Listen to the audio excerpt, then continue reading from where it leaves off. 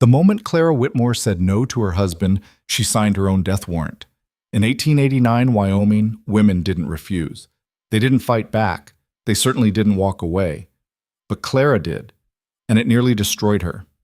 This is the story of a woman who had nothing left to lose, a rancher who risked everything to help her, and the brutal price of freedom in a world built to crush them both.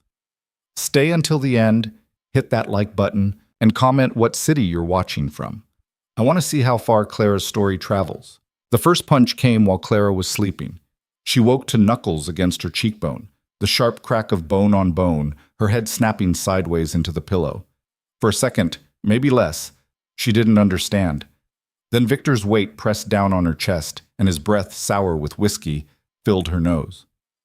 "You embarrassed me," he said. Clara's hands came up instinctively, trying to shield her face, but Victor caught her wrists and pinned them above her head with one hand. He wasn't a big man, but he was bigger than her, and rage made him strong. In front of Jenkins, in front of the whole goddamn mercantile. She hadn't. She'd only asked if they could buy flour on credit until next week, when his pay came. That was all. But Victor heard judgment in the question. He always did. The second punch landed on her ribs. Clara heard herself gasp, a thin, reedy sound, and hated it. Hated that he could make her small, hated that her body betrayed her with these sounds, these flinches, this weakness. "You think I can't provide?" Victor's voice was quiet now, which was worse. When he yelled, there was a chance someone might hear. When he whispered, it was just for her. "You think I'm some kind of failure?" "No," Clara managed. Her mouth tasted like copper. "I didn't—" The third punch cut her off. She stopped trying to speak after that. She'd learned, over the 8 months since their wedding, that words only made it worse. Silence was safer, so she went somewhere else in her mind, a trick she'd taught herself, and waited for it to end. When Victor finally rolled off her, he was crying. "You make me do this," he said, his voice breaking. "You know that, don't you? If you'd stop pushing me—" Clara didn't answer. She stared at the ceiling of their small rented room and listened to him sob. After a while, he fell asleep. She didn't. She lay there in the dark, cataloging the damage. Her ribs hurt when she breathed. Her face throbbed. There was blood on the pillow, though she wasn't sure from where. She thought about leaving, just walking out into the night and never coming back. But where would she go? Her parents were dead. Her brother had moved to California 2 years ago and hadn't written since. She had no money, no friends in this town, no skills except cooking and cleaning. And even if she ran, Victor would find her. He'd promised he would, the one time she'd threatened to leave. "I'll hunt you down," he'd said very calmly. "And when I find you, I'll make you wish you'd never been born." She believed him. So instead of leaving, Clara did what she always did. She waited until Victor's breathing deepened into snores. Then she eased herself out of bed, moving slowly so the pain wouldn't make her gasp, and limped to the wash basin. The face in the mirror looked like a stranger's. Her left eye was already swelling shut. Her lip was split. There was a bruise blooming across her cheekbone in shades of purple and yellow. She cleaned herself up as best she could. Then she dressed in the dark, pulling on her only good dress, the blue calico that was supposed to be for Sundays but had become her work uniform. She braided her hair, pinned it up, and wrapped a shawl around her shoulders. By the time she left the room, dawn was still an hour away. The walk to the Broken Creek Ranch took 40 minutes in good weather. Tonight, this morning, it took longer. Clara's ribs made every breath a negotiation. She had to stop twice to rest, leaning against fence posts and waiting for the world to stop tilting. But she didn't turn back. She couldn't afford to. Victor had lost his job at the lumber mill 3 weeks ago, fired for showing up drunk, and they were already 2 months behind on rent. The only money coming in was from Clara's work at the ranch, cooking breakfast and dinner for the crew. 20 men, twice a day, 7 days a week. The pay was barely enough to keep them fed, but it was all they had. If she didn't show up, they'd replace her, and then they'd have nothing. So Clara walked. The ranch appeared gradually out of the pre-dawn gloom, first the fence line, then the barn, then the big house where Rhett Callahan lived. Clara skirted around it, heading for the cookhouse at the back of the property. She'd been working here for 6 weeks, and she'd barely spoken 10 words to Callahan himself. He was the owner, had been since his father died 2 years back, and he ran the place with quiet efficiency. The men respected him. Some of them feared him a little, though Clara wasn't sure why. He'd never raised his voice in her presence, never made demands. He just expected things to be done, and they were. Clara liked that about him. She liked that he didn't need to shout to be heard. The cookhouse was dark when she arrived. She let herself in through the back door and lit the lamps, moving carefully so she wouldn't jar her ribs. Then she started breakfast. Biscuits first. She'd made the dough last night and left it in the cold box, so all she had to do was cut and bake them. While the oven heated, she started on the bacon, thick slabs that she laid out in cast iron skillets, then eggs, then gravy. It was mechanical work, mindless, and Clara was grateful for it. Her hands knew what to do even when her brain felt like it was wrapped in cotton. She moved through the familiar rhythms, stirring, flipping, checking, and tried not to think about Victor waking up alone. Tried not to imagine his face when he realized she'd left without telling him. She was pulling the first batch of biscuits from the oven when the door opened. Clara didn't turn around. She didn't need to. She could tell by the footsteps that it was one of the ranch hands, probably Jesse, who always showed up early hoping for extra bacon. "Morning," she said, her voice coming out rougher than she'd intended. The footsteps stopped. "Jesus Christ!" That wasn't Jesse's voice. Clara turned and her heart dropped into her stomach. Rhett Callahan stood in the doorway, his hat in his hands, staring at her like he'd seen a ghost. He was a tall man, well over 6 feet, with the kind of build that came from decades of hard work. His face was weathered, lined around the eyes and mouth, and his dark hair was going gray at the temples. He was somewhere in his 40s, Clara guessed, though she'd never asked. Right now, he looked furious. "Who did that to you?" Clara's hand went automatically to her face, covering the bruise. "It's nothing. I just... don't." Callahan's voice was quiet, but there was steel in it. "Don't lie to me." Clara's throat tightened. She wanted to say something, anything, but the words wouldn't come.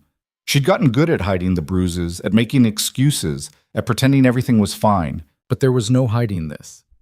Not from someone who was looking. And Callahan was looking. He crossed the room in 3 long strides and stopped a few feet away from her, close enough that she had to tilt her head back to meet his eyes. "Your husband did this," he said. It wasn't a question. Clara's silence was answer enough. Callahan's jaw tightened. For a moment, he didn't say anything. He just stood there, looking at her with an expression she couldn't quite read. Then he turned and walked to the door. "Where are you going?" Clara asked, panic rising in her chest. "To have a word with Victor Hale." "No!" The word came out sharper than she'd intended. Clara crossed the room, ignoring the pain in her ribs, and grabbed Callahan's arm. "Please, don't. It'll only make things worse." Callahan looked down at her hand on his sleeve, then back at her face. "Worse than this?" "Yes." Clara's voice broke. "You don't know him. You don't know what he's like when he's angry. If you confront him, he'll..." She stopped, unable to finish the sentence. Callahan's expression softened slightly. He covered her hand with his own, just for a second, a brief touch, and then gently pulled away. "All right," he said. "I won't go to him. Not today." Clara sagged with relief. "Thank you. But this doesn't end here." Callahan's voice was firm. "You understand that, don't you? I can't just pretend I didn't see this." "You can," Clara said quietly. "People do it all the time." Callahan stared at her for a long moment. Then he shook his head. "Not me." He left before she could argue. Clara stood in the empty cookhouse, her heart racing, and wondered what she'd just done. She'd made a mistake, she realized. She should have lied. Should have said she fell, or walked into a door, or any of the other excuses she'd used before. Because now Callahan knew. And if he knew, he might do something. And if he did something, Victor would find out. And then... Clara pushed the thought away. She couldn't afford to think about "and then." She had breakfast to finish. By the time the ranch hands started filing in, the food was ready. Clara served them mechanically, keeping her eyes down, ignoring their stares. Some of them muttered to each other when they saw her face, but none of them asked what happened, except Jesse. You all right, Mrs. Hale? He asked quietly when he came up for seconds. Fine, Clara said, scooping more scrambled eggs onto his plate. Jesse hesitated, like he wanted to say more, but Clara turned away before he could. She didn't need his pity. She didn't need anyone's. She just needed to survive. The morning passed in a blur. Clara cleaned up after breakfast, started prep for dinner, and tried not to think about Callahan's face when he'd seen her bruises. Tried not to wonder what he meant by, "This doesn't end here." She was peeling potatoes when Victor showed up. He came through the back door without knocking, his face flushed and his eyes bloodshot. Clara's hand stilled on the knife. "You left without saying goodbye," Victor said. His voice was light, almost cheerful, but Clara knew better. She heard the edge underneath. "You were sleeping," she said carefully.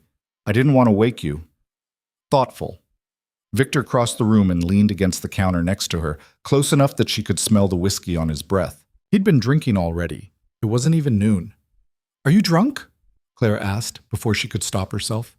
Victor's expression darkened. "Careful." Clara bit her tongue and went back to peeling potatoes. Her hands were shaking, but she forced them steady. For a while, Victor just watched her work. Then he said very quietly, "You told someone, didn't you?" Clara's blood went cold. "What?" "About last night. You told someone." "I didn't," Clara said quickly. "I swear. I didn't say anything." "Then why?" Victor interrupted, his voice rising. "Did Rhett Callahan just ride into town and ask around about me?" "Oh no." "I don't know. It's shh," Clara said. Maybe he what?" Victor grabbed her arm, hard enough to make her drop the knife. "Maybe he just happened to get curious about your husband. Maybe he just wanted to have a friendly chat." "I didn't tell him," Clara insisted. "I didn't. He saw my face this morning, and he asked, but I didn't." Victor's grip tightened. "You should have covered it up better." "I tried," Clara whispered. Victor stared at her for a long moment. Then he let go of her arm and stepped back. "We're leaving." "What?" "You heard me. Pack your things. We're leaving tonight." "But I have a job," Clara said. "We need the money. We'll find money somewhere else." Victor's voice was flat. "I'm not staying in a town where the rich rancher thinks he can stick his nose in my business." It's not like that," Clara said desperately. "He won't say anything. I'll talk to him. I'll make sure." "You'll make sure?" Victor laughed, a sharp, bitter sound. "You think you have any say in this?" Before Clara could answer, the door opened. Rhett Callahan stepped into the cookhouse, and the temperature in the room dropped 10 degrees. He looked at Victor, then at Clara, then back at Victor. "Get your hands off her," Callahan said quietly. Victor's face flushed red. "Excuse me?" "You heard me." For a second, Clara thought Victor might actually swing at him, but Callahan was bigger, sober, and clearly unafraid. Victor must have realized it too, because he took a step back. "This is none of your business," Victor said. "She works for me," Callahan replied. "That makes it my business." "She's my wife." "That doesn't give you the right to beat her." The words hung in the air like a gunshot. Victor's face went white, then red, then white again. "You don't know what you're talking about." "I know exactly what I'm talking about." Callahan's voice was still quiet, but there was an edge to it now. "I've seen men like you before. Men who think their fists make them strong. They don't.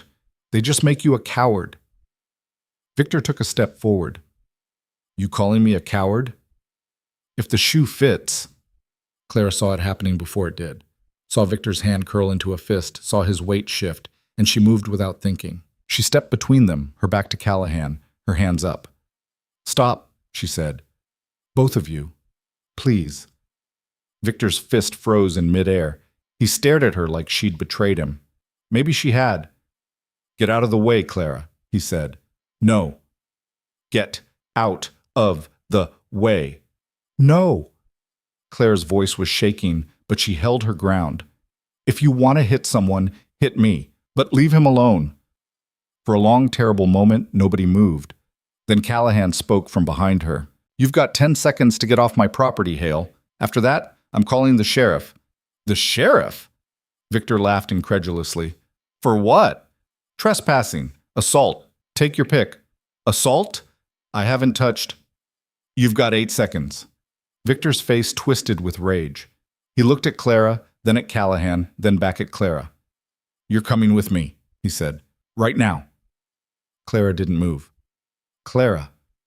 Victor's voice dropped to a dangerous whisper. Don't make me ask twice. 6 seconds, Callahan said.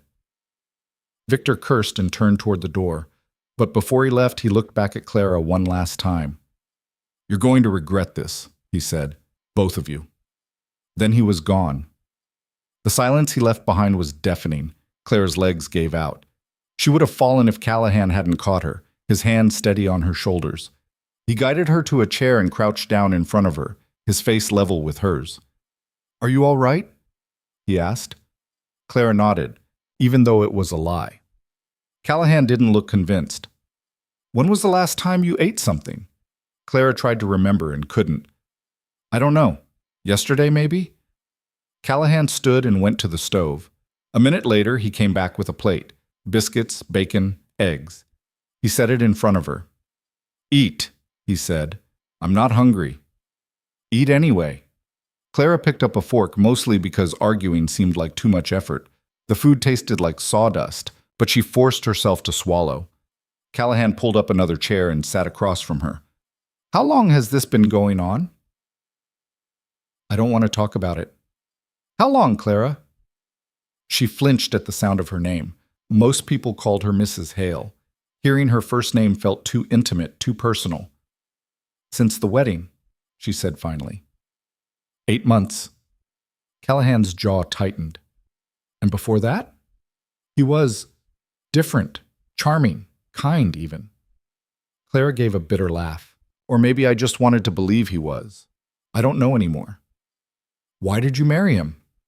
It was a fair question. Clara had asked herself the same thing 100 times. My parents died last year, she said quietly. Typhoid. I had no money, no family, nowhere to go. Victor offered me a way out. Marriage seemed like the smart choice. And now? Now I know better. Callahan was quiet for a long moment. Then he said, You don't have to go back to him. Clara looked up sharply. What? You can stay here. I've got a spare room in the main house. You'd be safe. Clara's heart lurched. For a second, just a second, she let herself imagine it. A room of her own. A locked door. A place where Victor couldn't reach her. Then reality crashed back in. I can't, she said. Why not? Because he's my husband. Because people would talk. Because Clara's voice broke. Because he'd find me. And when he did, he'd kill me. Or you. Or both of us. Let him try, Callahan said flatly. You don't understand. He's not just going to let this go. I don't care what he does.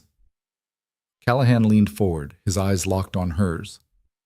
I'm not going to let him hurt you again. Do you understand me? I don't care if he's your husband. I don't care what the law says. No one lays a hand on you while you're under my roof. Clara stared at him, her throat tight. Why? She whispered. Why do you care? Callahan hesitated. For the first time since she'd met him, he looked uncertain. Because it's the right thing to do, he said finally. It wasn't the whole truth, Clara could tell. But it was enough. I need time, she said. To think. To figure out what to do. Take all the time you need, Callahan said. But tonight, you're staying here. No arguments.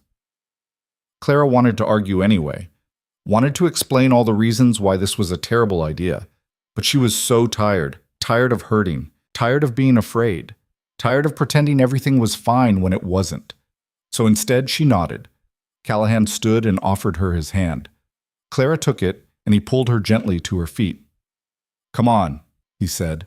I'll show you the room. The main house was bigger than Clara expected. Callahan led her up a narrow staircase to the second floor, where a row of doors lined a long hallway. He stopped at the third one and pushed it open. The room inside was small but clean. A bed, a washstand, a wardrobe, a window that looked out over the ranch. It's not much, Callahan said. But it's yours if you want it. Clara stepped inside and ran her hand over the quilt on the bed. It was soft, clean, the kind of thing she hadn't felt in months. "Thank you," she said, her voice barely above a whisper. Callahan nodded. "Get some rest. I'll make sure no one disturbs you." He turned to leave, but Clara called after him. "Mr. Callahan?" He stopped. "Rhett," he said. "You can call me Rhett." Clara hesitated. "Rhett, what you did today? That was dangerous. Victor won't forget it." "Good," Rhett said. "I don't want him to." Then he left, closing the door softly behind him. Clara stood alone in the room, her heart pounding. She didn't know what she'd just started, didn't know where this would lead, but for the first time in 8 months, she felt something other than fear. She felt hope, and that terrified her more than anything. What? Clara didn't sleep. She lay on the bed, staring at the ceiling, listening to the sounds of the ranch outside her window, horses whinnying, men shouting to each other, the clang of metal on metal from the blacksmith's forge. Normal sounds, safe sounds, but her mind wouldn't stop racing. What was Victor doing right now? Was he looking for her? Was he angry? Of course he was angry. He was always angry, but this was different. This time she'd defied him in front of someone else. She'd chosen Rhett Callahan over him. Victor would see that as the ultimate betrayal. Clara rolled onto her side, wincing as her ribs protested. She needed a plan. She couldn't just hide here forever. Eventually she'd have to face Victor, and when she did. A knock on the door made her jump. "It's me," Rhett's voice came from the other side. "Can I come in?" Clara sat up, smoothing her hair. "Yes." Rhett opened the door and stepped inside, carrying a tray. "I brought you dinner," he said. "Figured you might not want to come downstairs." He set the tray on the small table by the window. Clara saw soup, bread, and a cup of tea. "You didn't have to do that," she said. "I know." Rhett pulled up a chair and sat down. "Eat." Clara picked up the spoon and started on the soup. It was good, better than anything she'd made in weeks. "Did you make this?"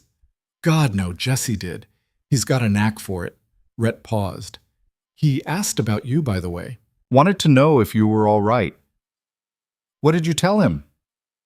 "The truth, that you needed some rest." Clara nodded and kept eating. After a while, Rhett spoke again. "I went into town this afternoon," he said. Clara's hand stilled on the spoon. "And?" "Victor's at the saloon. Been there since he left here. Word is he's telling anyone who'll listen that I stole his wife." Clara's stomach twisted. "I'm sorry, I didn't mean to—" "Don't apologize." Rhett's voice was firm. "You didn't do anything wrong. People will talk," Clara said quietly. "They'll assume. Let them assume." Rhett leaned forward, his elbows on his knees. "Clara, I'm not going to pretend this is simple, but I meant what I said earlier. You're safe here. And if Victor wants to make trouble, he'll have to go through me first." "That's what I'm afraid of," Clara admitted. He's not stable, Rhett. When he drinks, he gets mean, and he's been drinking a lot lately. Has he ever used a gun on you?" The question made Clara's blood run cold. "No." "Why? Do you think he might?"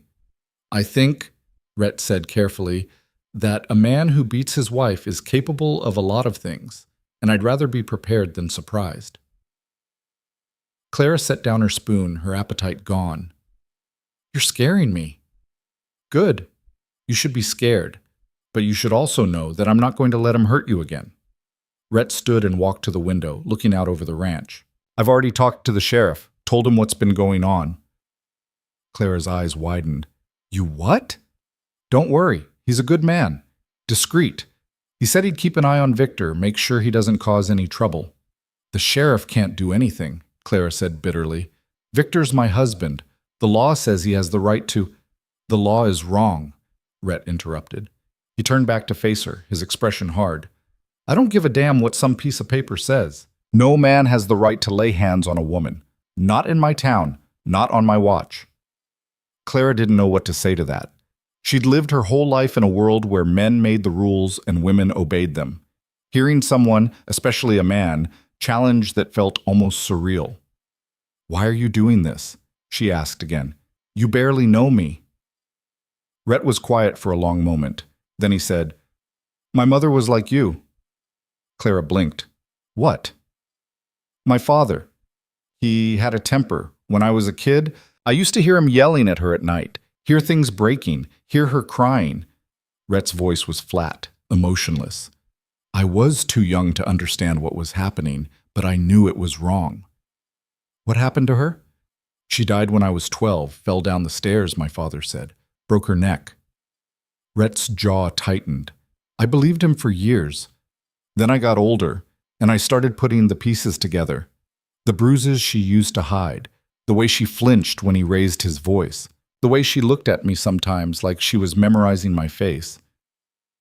Claire's throat ached. I'm sorry. Don't be sorry. Be angry. Rhett's eyes met hers, because that's what kept me going after she died. Anger. At my father, at the world, at everyone who saw what was happening and did nothing. He paused. I swore I'd never be like them. That if I ever saw a woman being hurt, I'd do something about it, no matter what it cost me. Clara felt tears prick her eyes. You're a good man, Rhett Callahan. I'm just a man who knows right from wrong, Rhett said, and what Victor's doing to you is wrong. Clara wiped her eyes and tried to smile. Thank you for everything. Rhett nodded. Finish your dinner, then get some sleep. You're safe here. He left before she could argue. Clara finished the soup mechanically, her mind spinning. She thought about Rhett's mother, about the life she must have lived trapped with a man who hurt her, about the way she must have felt, knowing her son saw but couldn't help. Clara didn't want that for herself. Didn't want to be another ghost, another cautionary tale. But she didn't know how to escape. Not yet. She set the tray aside and lay back down on the bed, pulling the quilt up to her chin. Outside, the sun was setting, painting the sky in shades of orange and pink. Clara closed her eyes and tried to sleep, but her dreams were full of Victor's face, twisted with rage, and his voice echoing in her mind. You're going to regret this. Bonnie, Mom. Clara woke to the sound of breaking glass. She sat up, her heart pounding, disoriented in the darkness. For a second, she didn't know where she was. Then she remembered. The ranch, Rhett's house, the room he'd given her. Another crash, louder this time, followed by shouting. Clara threw off the quilt and ran to the window. Below in the yard, she saw figures moving in the moonlight. Men, at least 3 of them. And one of them was Victor. He was drunk. She could tell by the way he staggered. And he was yelling something she couldn't quite make out. The other men were trying to calm him down, but he shoved them away. Then he picked up a rock and hurled it at the house. It hit the wall below Clara's window with a loud crack. Come out here, Callahan, Victor shouted. I know she's in there. I know you're hiding her. Clara's blood turned to ice. She heard footsteps in the hallway, then a knock on her door. Stay inside. Rhett's voice came through. Don't come out. Rhett, wait. But he was already gone. Clara pressed herself against the wall next to the window, trying to see without being seen. Below, Rhett stepped out onto the porch, a rifle in his hands. Get off my property, Hale, he said, his voice calm but loud enough to carry. Not until you give me back my wife, Victor shouted. He swayed on his feet, barely able to stand. You got no right to keep her here. She belongs to me.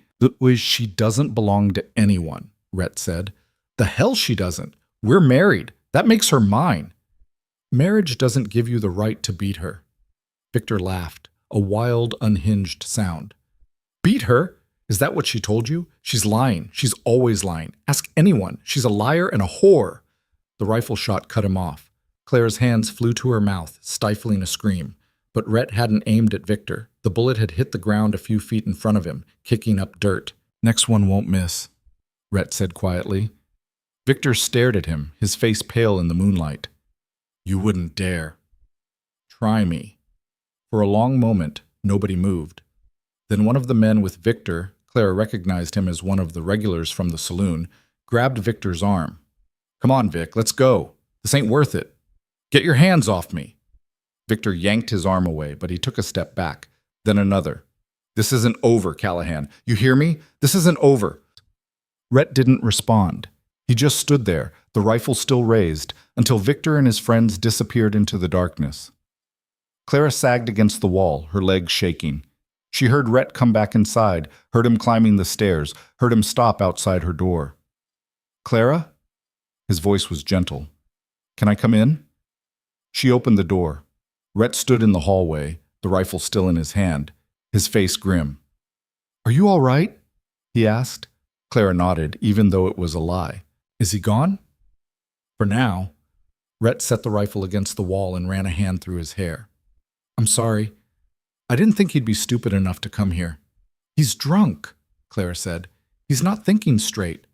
"That's no excuse." "I know, but—" Clara trailed off, unsure how to finish. "I should go. This is too dangerous. He'll come back, and next time I'll be ready." Rhett's voice was firm. "You're not leaving, Clara. Not unless you want to." "I don't want to get you killed." "I'm not that easy to kill."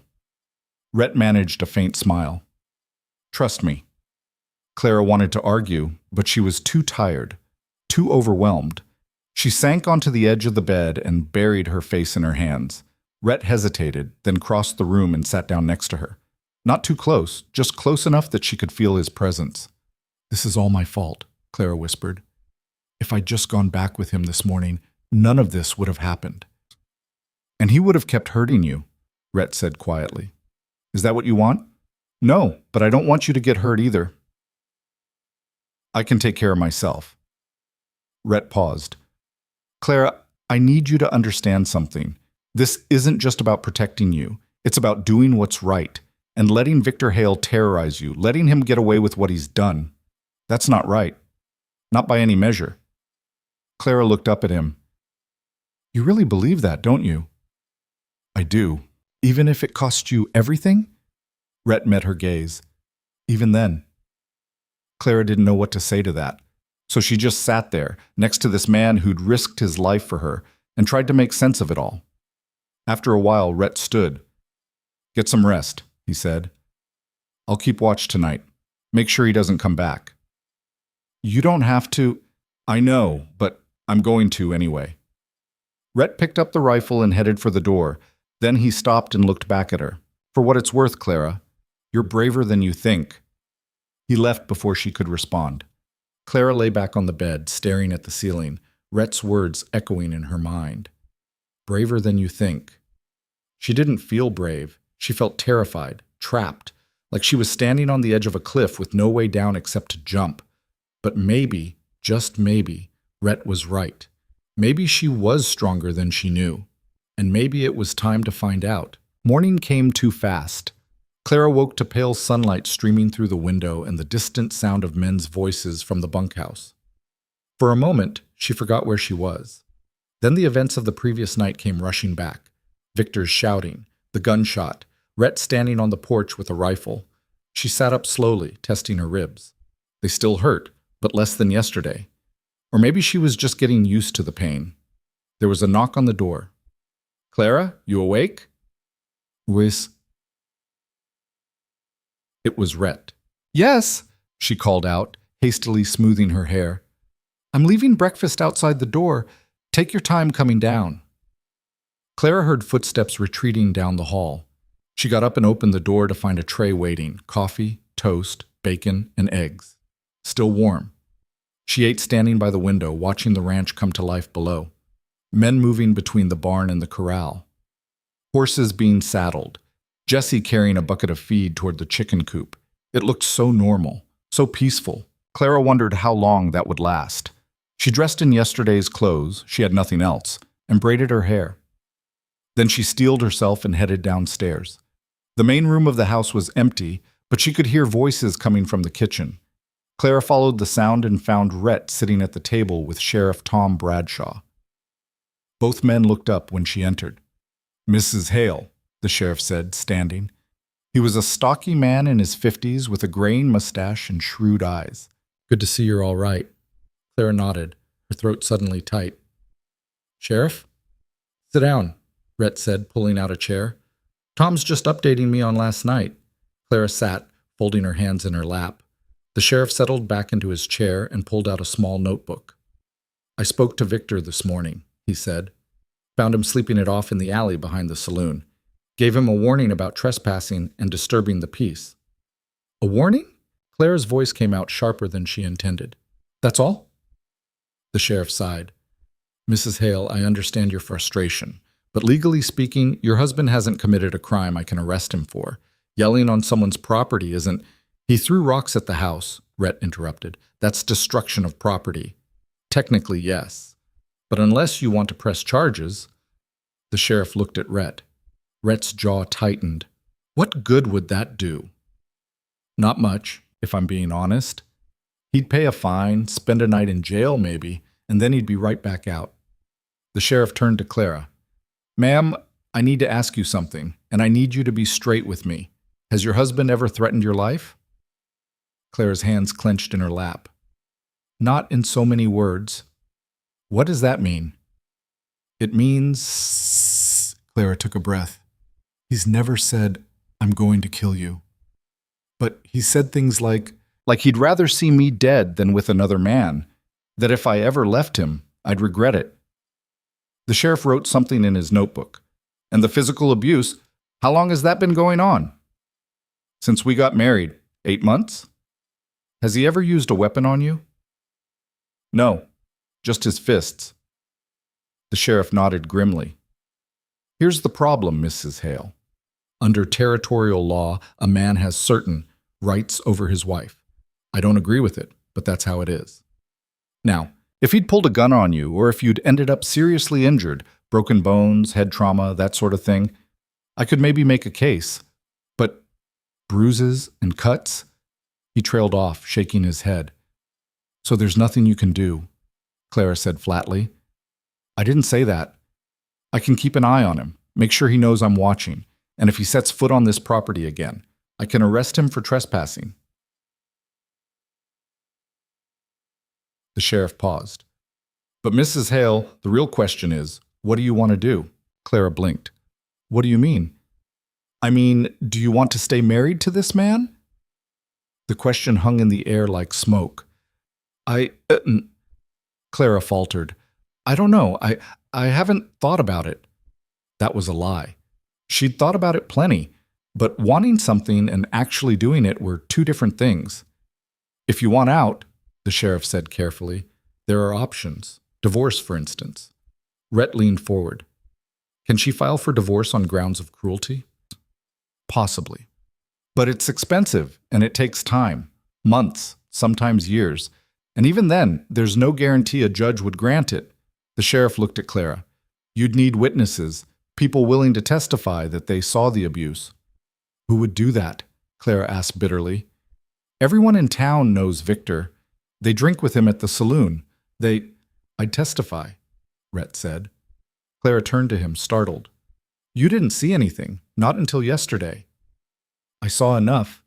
Rhett's voice was firm, and I'd swear to it in court. The sheriff rubbed his jaw. That might be enough, especially if we can get others to corroborate. The ranch hands, maybe. Jesse saw your face yesterday morning, didn't he? He asked if I was all right, Clara admitted. There you go. That's 2 witnesses right there. The sheriff closed his notebook. Look, I'm not going to lie to you.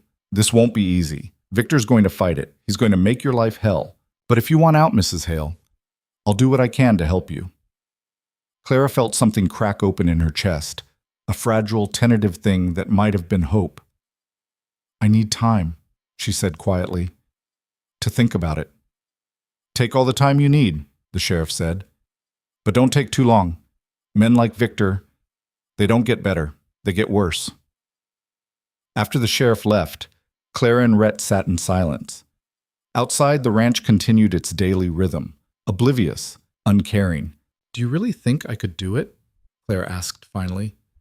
Get a divorce? Rhett looked at her.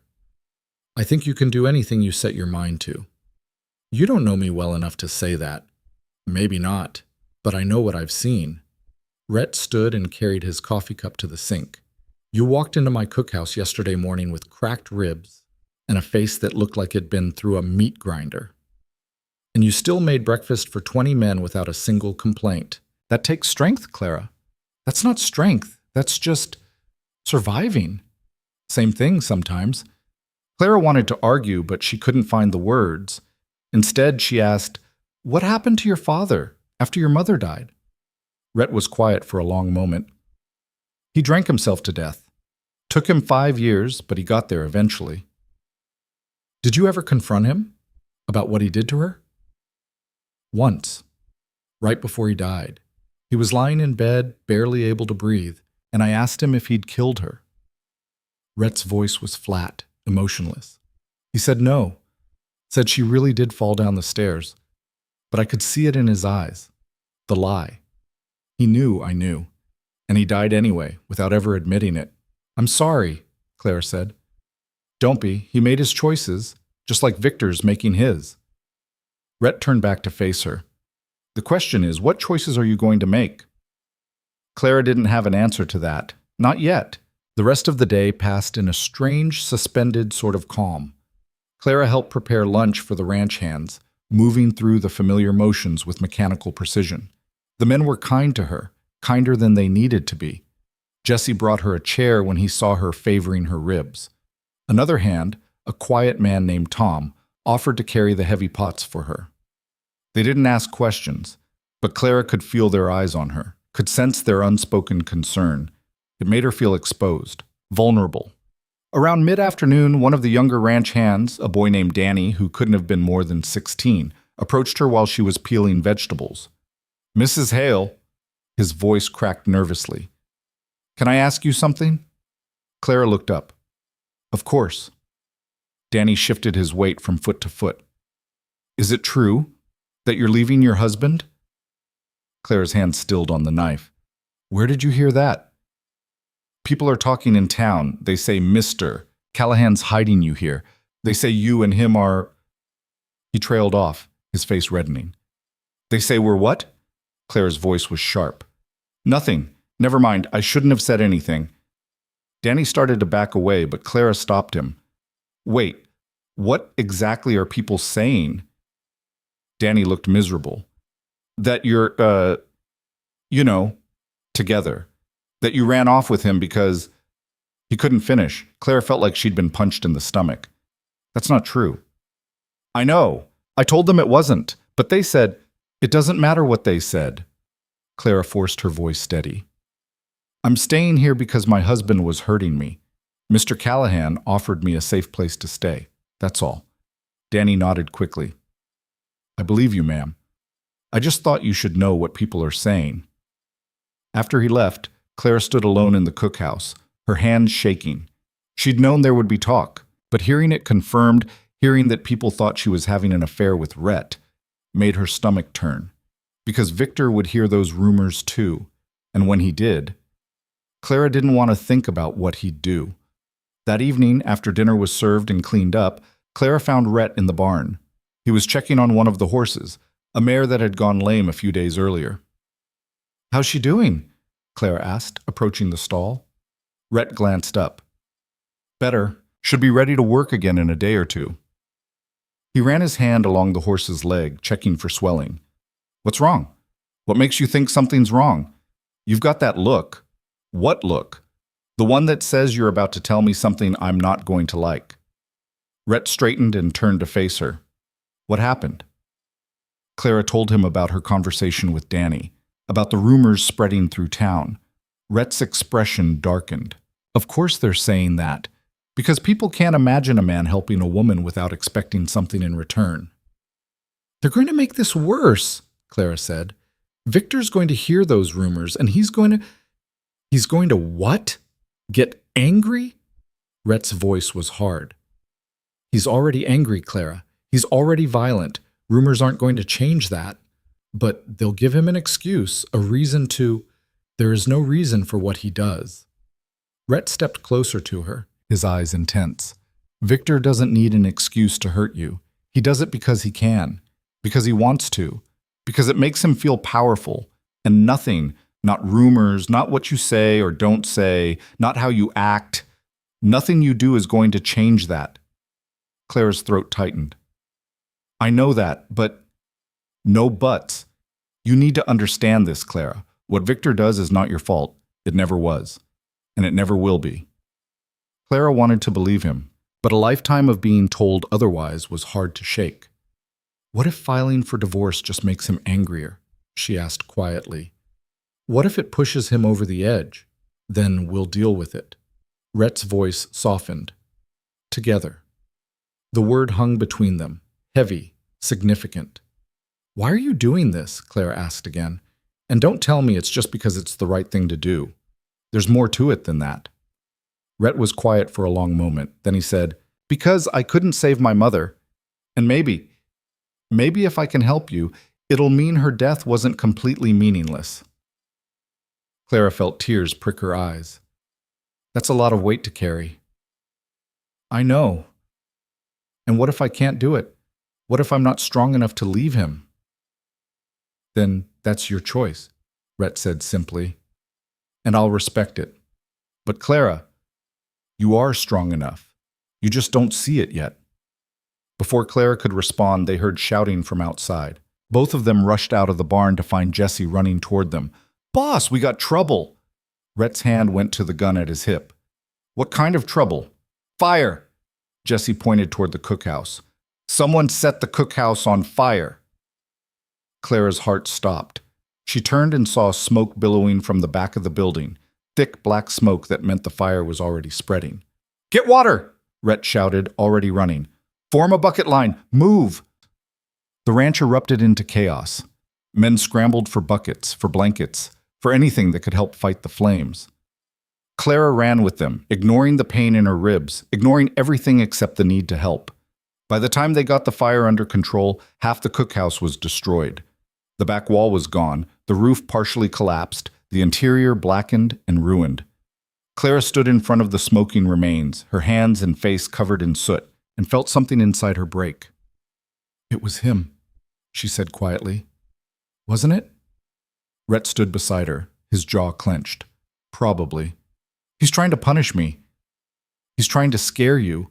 Rhett turned to face her. Is it working? Clara looked at the ruined building, at the place where she'd worked every day for the past 6 weeks, at the ashes of the only income she'd had, and she felt something shift inside her. Not fear, not anymore. Anger. No, she said. It's not working. But Rhett's eyes met hers. Good. The sheriff came out the next morning to investigate. He walked around the burned cookhouse, taking notes, asking questions. But Clara could see the resignation in his face before he even spoke. No witnesses, he said finally. No evidence. Could have been an accident, a lantern knocked over, embers from the stove. Hard to prove arson without someone seeing it happen. It wasn't an accident, Rhett said coldly. I believe you. But believing and proving are two different things. The sheriff looked at Clara. I'm sorry, Mrs. Hale. I know this was probably your husband, but unless he confesses or someone saw him do it, my hands are tied. After he left, Clara and Rhett stood in silence. Around them, the ranch hands were already starting to clean up the debris, salvaging what they could. I need to file for divorce, Clara said suddenly. Rhett looked at her. Are you sure? No, but I'm going to do it anyway. Claire's voice was steady, despite the fear churning in her stomach. Because you're right. This isn't going to stop. Not unless I make it stop. Rhett nodded slowly. All right. I'll take you to see a lawyer in town. When? Tomorrow. If you're ready. Clara took a breath. I'm ready. But she wasn't, not really, because as she stood there in the ashes of the cookhouse, she knew what she was about to do would change everything. There would be no going back, no more pretending, no more hiding, just her, standing alone against a man who'd promised to destroy her if she ever tried to leave. And somewhere deep inside, beneath the fear and the anger and the exhaustion, a small voice whispered, what if he wins? Clara pushed the thought away. She couldn't afford to think like that. Not now. Not when she'd finally decided to fight back. That night, Clara couldn't sleep. She lay in bed, staring at the ceiling, her mind racing through every possible outcome of what she was about to do. Victor would fight the divorce. Of course he would. He'd drag her name through the mud. He'd tell lies about her. He'd make her out to be the villain. And people would believe him, because that's what people did. They believed men. Clara rolled onto her side, wincing at the protest from her ribs. Through the window, she could see the burned remains of the cookhouse, silhouetted against the moonlight. A reminder of what Victor was capable of, a warning of what he might do next. Clara closed her eyes and tried to imagine a future without him, a future where she didn't have to walk on eggshells, where she didn't have to hide bruises, where she could breathe without fear. It seemed impossible, but maybe impossible was better than this. The next morning dawned gray and cold. Clara dressed carefully, choosing her least worn dress and pinning her hair up neatly. She wanted to look respectable, put together, like someone who deserved to be taken seriously. Rhett was waiting for her downstairs with the wagon already hitched. He'd put on his good jacket and hat, the ones he wore when he had business in town. "Ready?" he asked. Clara nodded, not trusting her voice. The ride into town was quiet. Clara watched the landscape roll by, familiar fields and fences, the same views she'd seen 100 times before. But today, everything looked different, sharper, more real. Maybe because she knew she was crossing a line she could never uncross. The lawyer's office was above the general store, reached by a narrow flight of stairs. Rhett knocked and a voice called out, "Come in!" The man behind the desk was younger than Clara expected, maybe 30, with wire-rimmed glasses and ink-stained fingers. He stood when they entered. "Mr. Callahan, good to see you." He shook Rhett's hand, then turned to Clara. "And you must be Mrs. Hale. I'm David Morrison. Please, sit down." Clara sat, her hands folded in her lap. Morrison pulled out a fresh sheet of paper and dipped his pen in ink. "Mr. Callahan explained the situation in general terms," Morrison said. "But I'll need to hear the details from you directly, Mrs. Hale. Can you tell me why you want a divorce?" Clara took a breath. "My husband has been violent toward me since the day we were married. He beats me. Regularly." Morrison wrote quickly. "Do you have any witnesses to this violence?" "Mr.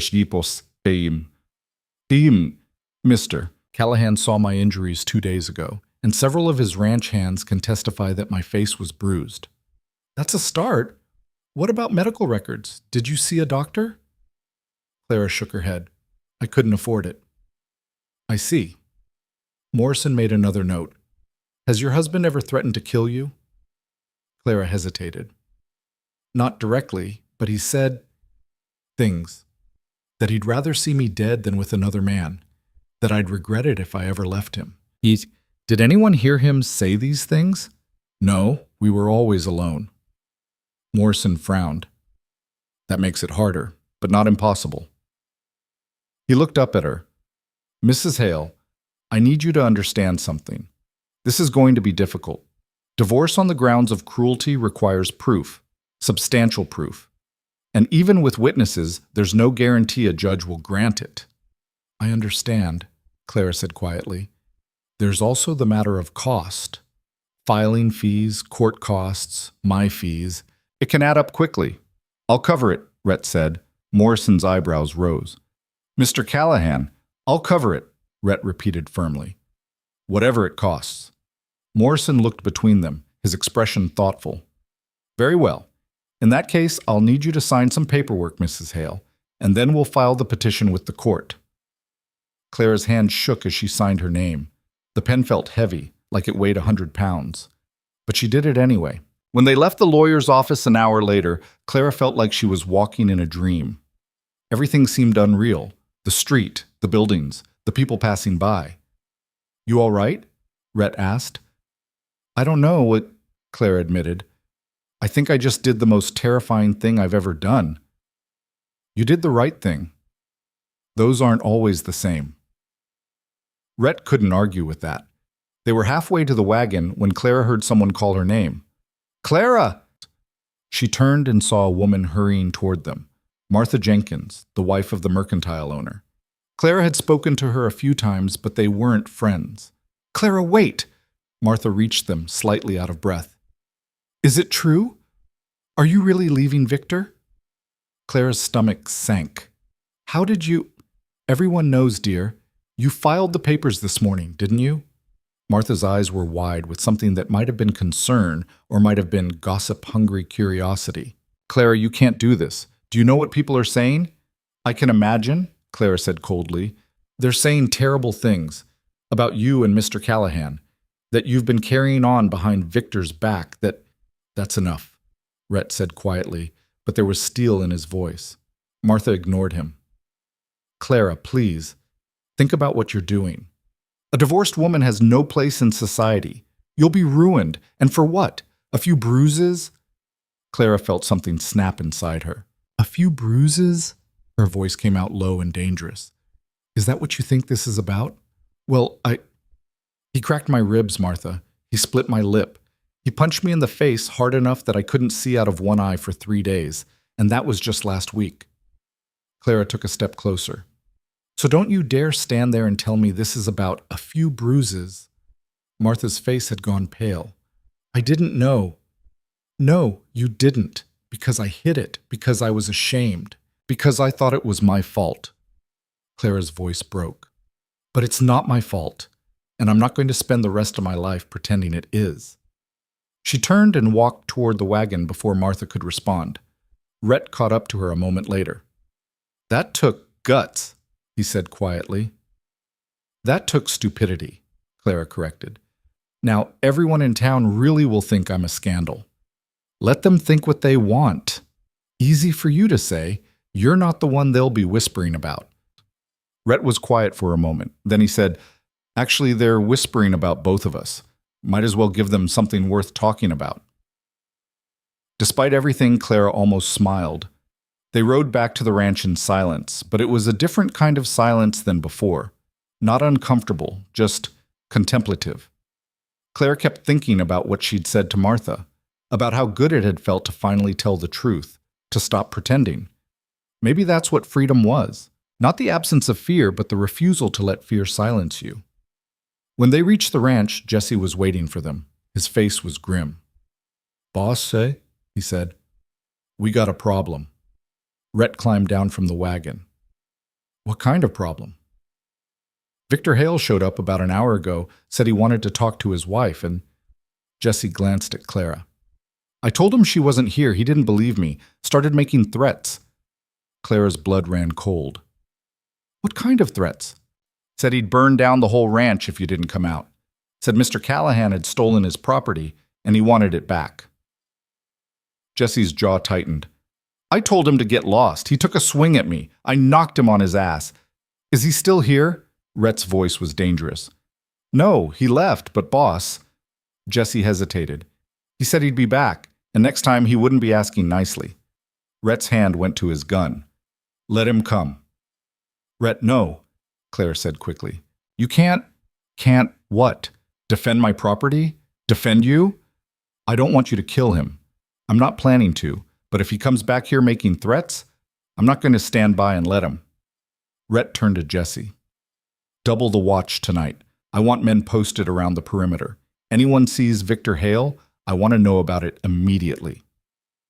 Jesse nodded and hurried off. Clara stood in the yard, feeling the walls closing in. This was escalating faster than she'd anticipated. Victor wasn't just angry anymore. He was desperate, and desperate men were dangerous. Maybe I should talk to him, she said quietly. Rhett turned to her, disbelief written across his face. Are you insane? Maybe if I explain what? That you're divorcing him? You think that's going to calm him down? I don't know, but I can't just hide here while this gets worse and worse. Yes, you can. That's exactly what you're going to do. Rhett's voice was firm. Clara, I know you want to fix this, but you can't fix Victor. No one can. He's made his choices, and now he has to live with the consequences. And if those consequences include burning down your ranch, hurting your men, hurting you, that's my problem, not yours. How can you say that? Clara's voice rose. Of course it's my problem. This is happening because of me.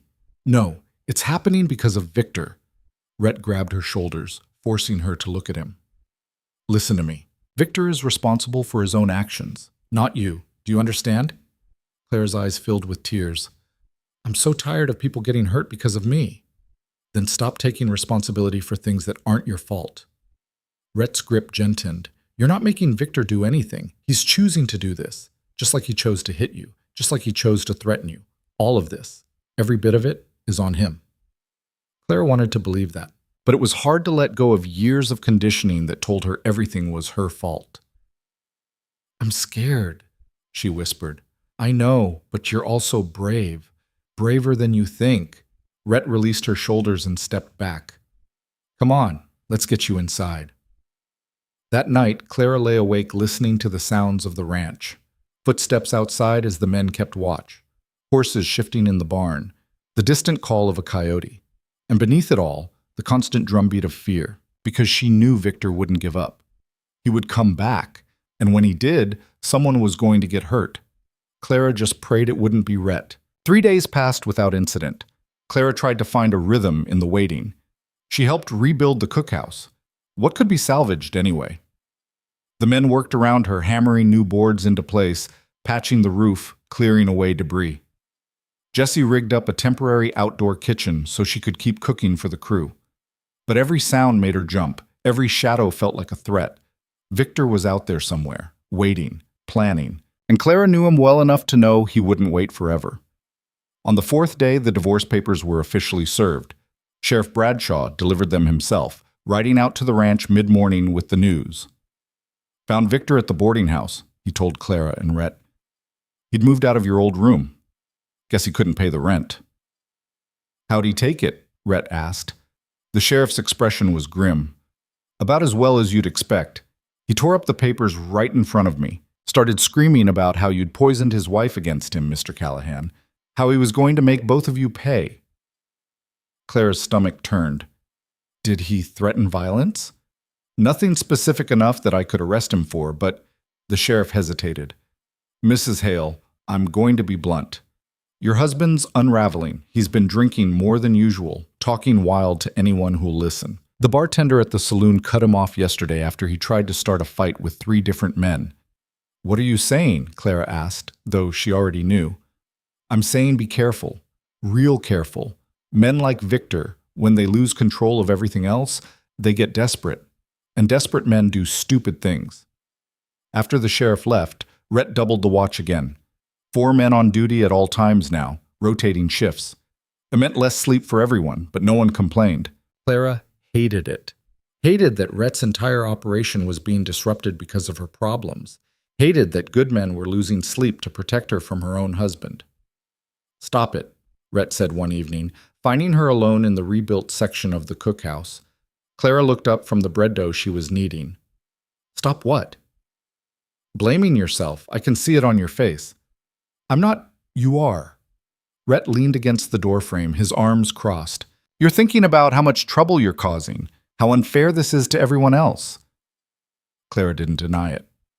"Aren't I?" "No, Victor's causing the trouble. You're just trying to survive it." Rhett pushed off the doorframe and crossed to where she stood. "The men don't resent you, Clara. If anything, they respect you for standing up to him." "Jessie told you that?" "Didn't have to. I can see it." Rhett paused. "You know what he said to me yesterday, Jessie?" Clara shook her head. "He said, any man who'd hurt a woman like Mrs. Hale deserves whatever's coming to him. And every other man on this ranch feels the same way." Clara's throat tightened. "I don't know what to say." "You don't have to say anything. Just stop carrying guilt that isn't yours to carry." Before Clara could respond, they heard shouting from outside. Both of them rushed to the door. In the yard, Tom was pointing toward the southern fence line. "Rider coming in fast." Clara's heart stopped. "Is it—" "Can't tell yet," Rhett said. His hand went to his gun. "Stay inside." "Rhett, stay inside, Clara." He was gone before she could argue.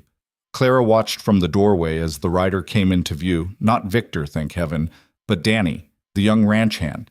He was supposed to be checking the cattle in the south pasture. Danny reined in his horse hard, nearly falling from the saddle in his haste to dismount. "Boss, we got a problem." Rhett grabbed the boy's shoulder, steadying him. "Slow down. What happened?" "The south fence. Someone cut it. A whole section, maybe 50 feet. Danny was breathing hard. "And the cattle, at least a dozen head are missing." Rhett's jaw tightened. "How long ago?" "Can't be more than a few hours. The wire's still fresh cut." "Round up anyone who's not on watch. We're going after them." Rhett turned back toward the house, his eyes finding Clara in the doorway. Lock the doors. Don't open them for anyone except me or Jesse. You think it was Victor? Clara asked, though she already knew the answer. I think it's too much of a coincidence to be anything else. Rhett was already moving, calling out orders. Tom, you're with me. Danny, get fresh horses saddled. Jesse. I'm staying here, Jesse said firmly before Rhett could finish. Someone needs to watch the house. Rhett nodded. Good. Don't let her out of your sight.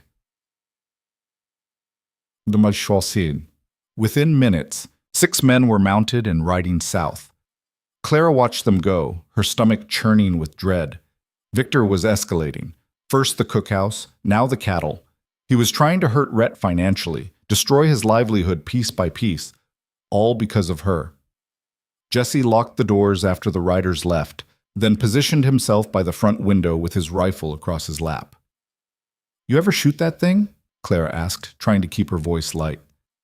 Shot my first deer when I was 8, Jesse said, and I hit what I aim at. Clara believed him. There was a quiet competence about Jesse that reminded her of Rhett, steady, unflappable. They waited in tense silence. An hour passed, then 2. The sun climbed higher, then began its slow descent toward the horizon. Clara tried to keep busy. She cleaned the already clean kitchen. She checked the bread in the oven. She paced. You're going to wear a hole in the floor, Jesse said without looking away from the window. Sorry. Don't be sorry. Just sit down before you make yourself sick. Clara sat, but her hands wouldn't stay still. She picked at a loose thread on her dress, wound it around her finger until the tip turned white, then unwound it again. Mrs. Hale? Jesse's voice was quiet. Can I ask you something? Of course. Why'd you marry him? Victor, I mean, if you don't mind me asking. Clara was quiet for a moment. I was alone. My parents were dead, my brother was gone, and I had no money. Victor seemed safe, stable. He had a job. He was polite when we were courting. She laughed bitterly. I thought I was being smart, practical. When did he start hitting you? The wedding night. The words came out flat, emotionless. I said something he didn't like. I don't even remember what, and he backhanded me across the face. Then he cried and apologized and said he'd never do it again. But he did. Of course he did. He always did. Clara stared at her hands. The worst part is I kept believing him. Every time he said, never again, I believed him. I wanted to believe him because if I didn't, then what did that say about me? That I'd married a monster? That I'd made the biggest mistake of my life? Jesse didn't say anything for a long moment. Then, my pa used to hit my ma. Clara looked up, surprised. Not as bad as what Victor does to you, Jesse continued, but bad enough. I remember one time she had a black eye so bad she couldn't see out of it for a week. She told people she'd run into a door. He shook his head. I was 12. Too young to do anything about it. Too small to stop him. What happened? My pa got himself killed in a bar fight when I was 14. Some other drunk took exception to something he said and stabbed him. Ma cried at the funeral, but I could see the relief in her eyes. She was finally free. Is she still alive? No, she passed 5 years ago. Fever. Jesse's voice was soft. But those last years of her life after my pa died, she was happy, really happy. She used to tell me all the time how grateful she was that he was gone, that she could finally breathe. Claire's eyes stung. I want that. The breathing part. Then you'll get it. One way or another. Jesse glanced at her. You're doing the right thing, Mrs. Hale. Don't let anyone tell you otherwise. Before Clara could respond, they heard horses. Multiple horses, approaching fast. Jesse was on his feet in an instant, rifle raised. Get away from the windows. Clara pressed herself against the wall, her heart hammering. She heard voices outside, men shouting to each other. Then Rhett's voice. Jesse, open up! Jesse unlocked the door. Rhett strode in, his face dark with fury. Behind him, Tom and the others filed in, looking equally grim. Did you find them? Claire asked. The cattle? Found them. Rhett's voice was tight, half dead from dehydration. Someone drove them 5 miles south and left them in a box canyon with no water. Clara felt sick. Victor? Had to be. There were boot prints all over the area, fresh ones. Rhett pulled off his hat and ran a hand through his hair. He's trying to bleed me dry. Destroy my herd, burn my buildings, make it so expensive to keep you here that I'll kick you out. Maybe you should, Clara said quietly. Every head in the room turned to look at her. What? Rhett's voice was dangerous. Maybe I should leave. Go somewhere else. Somewhere far away where Victor can't find me.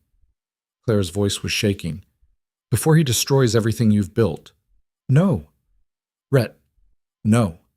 He crossed the room in 3 strides and grabbed her shoulders. You're not running. Do you understand me? You're not giving him that satisfaction. But he's going to keep doing this. He's going to keep. Then I'll keep fighting him, and I'll keep winning.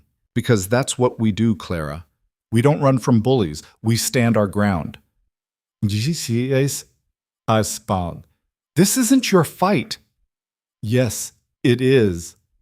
Rhett's grip tightened. The moment I decided to help you, it became my fight. And I don't back down from fights. Clara stared at him, her eyes filling with tears. Why? Why are you willing to lose everything for someone you barely know? Rhett's expression softened. Because some things are worth losing everything for, and helping you is one of them. The room was silent. Every man there was watching them, but Clara couldn't bring herself to care. I don't deserve this, she whispered. I don't deserve you risking so much. That's not your decision to make, Rhett said gently.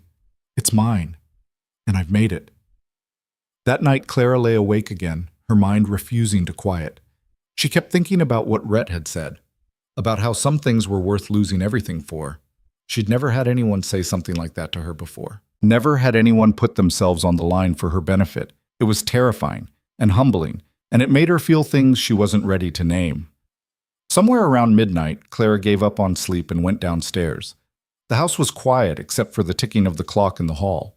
She made her way to the kitchen, thinking she'd make tea. Rhett was already there, sitting at the table with a half-empty bottle of whiskey. He looked up when she entered. Can't sleep either? Clara shook her head. Mind if I join you? Help yourself. Clara poured herself a small glass and sat down across from him. They sat in companionable silence for a while, listening to the night sounds outside. I'm sorry, Clara said finally.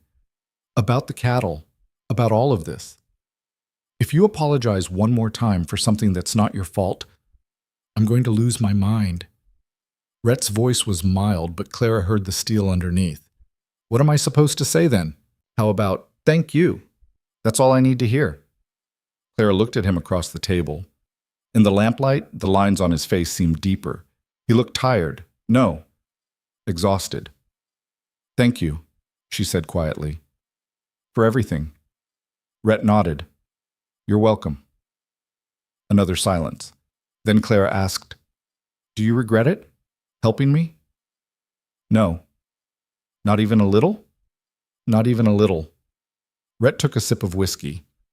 Victor Hale can burn down every building on this ranch, and I still won't regret it. You say that now, but if he actually does, then I'll rebuild.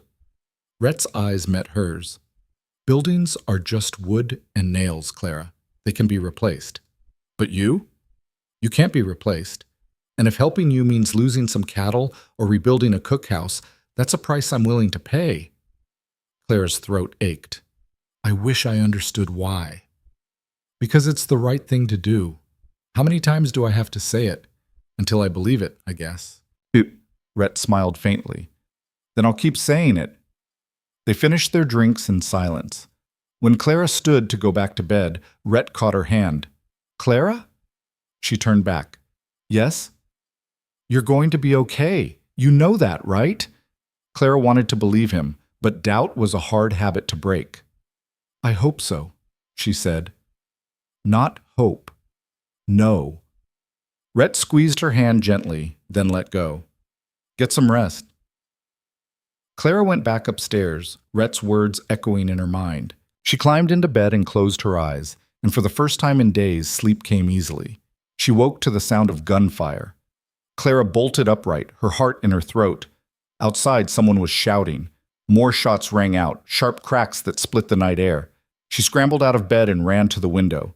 In the yard below, she could see muzzle flashes. Men running. Chaos.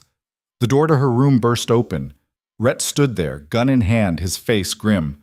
"Get dressed," he said. "Fast." "What's happening?" "Victor, he's here with at least 6 men. They're shooting up the place." Rhett grabbed her arm, pulling her away from the window. "I need you to go to the cellar. There's a root cellar under the kitchen with a bolt on the inside. Lock yourself in and don't come out until I tell you it's safe." "I'm not leaving you." "Clara, I don't have time to argue. Go. Now." Another shot rang out, closer this time. Glass shattered somewhere in the house. Clara ran. She flew down the stairs, through the kitchen, and yanked open the cellar door. The stairs were steep and dark. She nearly fell twice before reaching the bottom. The cellar was small and musty, filled with shelves of preserves and sacks of potatoes.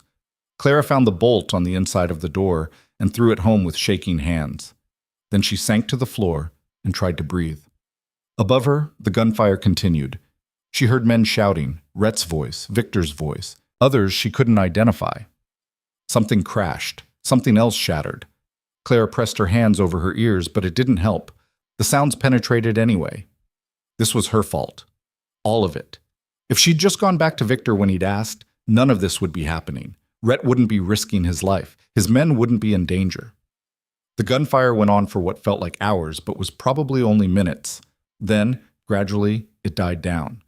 The shouting faded. The house went quiet. Clara waited, her heart hammering, straining to hear anything that would tell her what was happening. Footsteps overhead, heavy boots on the kitchen floor. Someone tried the cellar door. The handle rattled. "Clara." Victor's voice, slurred, dangerous. "I know you're down there.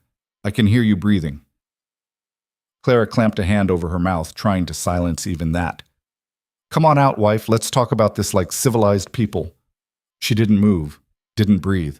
"You can't hide down there forever. Eventually you'll have to come out. And when you do..." Victor's laugh was bitter. "You're going to wish you'd never been born." The footsteps moved away. Clara heard more crashing upstairs. Victor was tearing through the house, destroying everything in his path. Then she heard a new sound. A roar of rage. A scuffle. 2 men fighting. Rhett's voice. "Get the hell out of my house!" Victor. "Not without my wife!" A gunshot. So close it made Clara's ears ring. Then silence. Terrible, absolute silence. Clara's hands shook as she pressed them against the cellar door, listening, waiting. "Clara!" Rhett's voice strained. "It's over. You can come out." She threw back the bolt and climbed the stairs on trembling legs.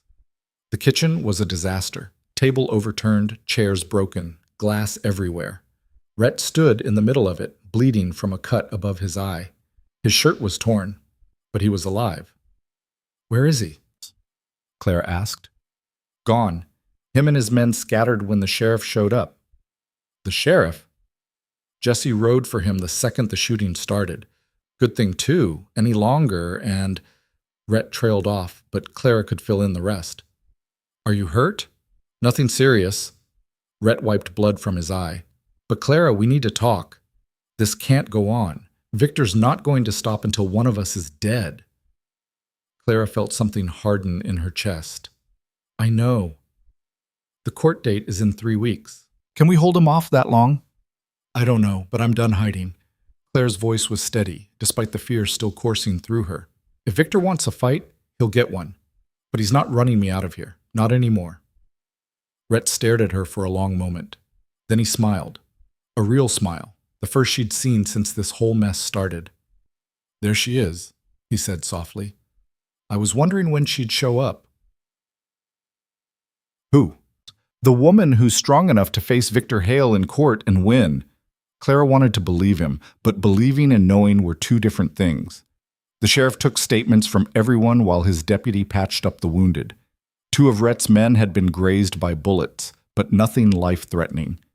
The house and barn both had bullet holes. 3 windows were broken, but everyone was alive. "I'm issuing a warrant for Victor Hale's arrest," Sheriff Bradshaw said. "Attempted murder, destruction of property, assault with a deadly weapon. He'll hang if we catch him." "When you catch him," Rhett corrected. The sheriff nodded grimly. When? But finding Victor proved harder than expected. He'd disappeared completely. No one at the boarding house, not at the saloon, not anywhere in town. It was like he'd vanished into thin air. He's planning something, Clara told Rhett 2 days later. They were in the kitchen, trying to clean up the last of the damage. He's too quiet. I know. Rhett hammered a board over one of the broken windows.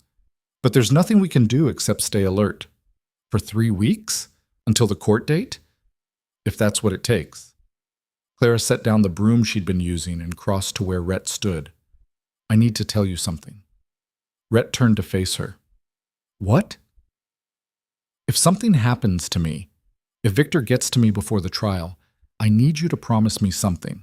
Clara, promise me you'll let it go, that you won't go after him, that you'll just move on. Rhett's expression darkened. I'm not making that promise. Rhett, no. His voice was firm. If Victor hurts you, he'll answer for it. I don't care what I have to do or how long it takes. He'll answer for it. Clara felt tears sting her eyes. That's what I'm afraid of, that you'll get yourself killed trying to avenge me. Then don't let it come to that. Stay alive. Rhett cupped her face with one hand, his thumb brushing her cheek. Stay alive, Clara, because I can't do this without you. The words hung between them, heavy, significant. Clara realized with a start that somewhere along the way this had stopped being about just protecting her. It had become something more, something neither of them had planned, something that scared her almost as much as Victor did. Rhett, she whispered, I don't know what I'm doing. Neither do I. His voice was rough, but we'll figure it out together. Before Clara could respond, Jesse burst through the door. Boss, the sheriff's here. He found Victor. They found him in the church cemetery, of all places. Victor was slumped against a headstone, a bottle of whiskey in one hand and a gun in the other.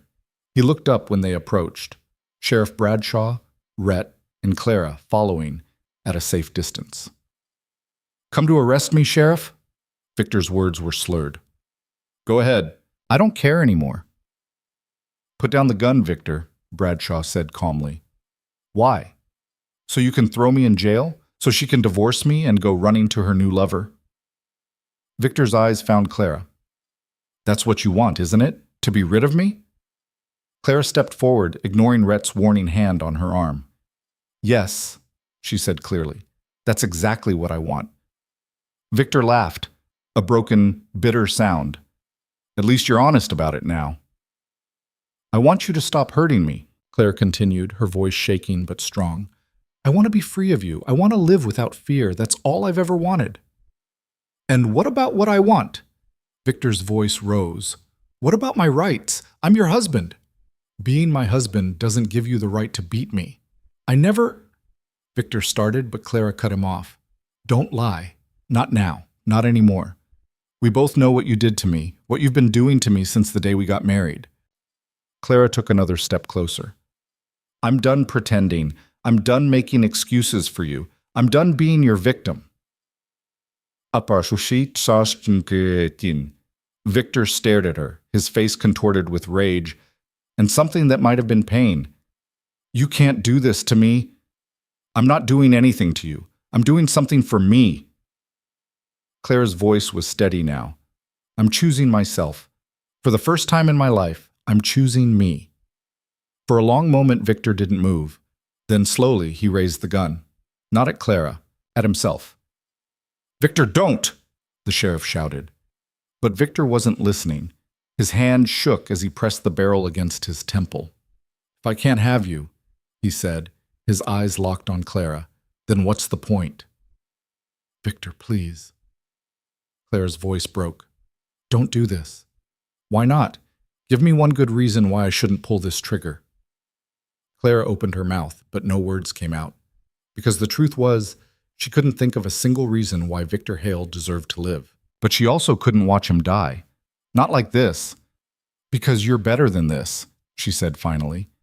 It was a lie, but it was all she had. Victor laughed again. No, I'm not. We both know I'm not.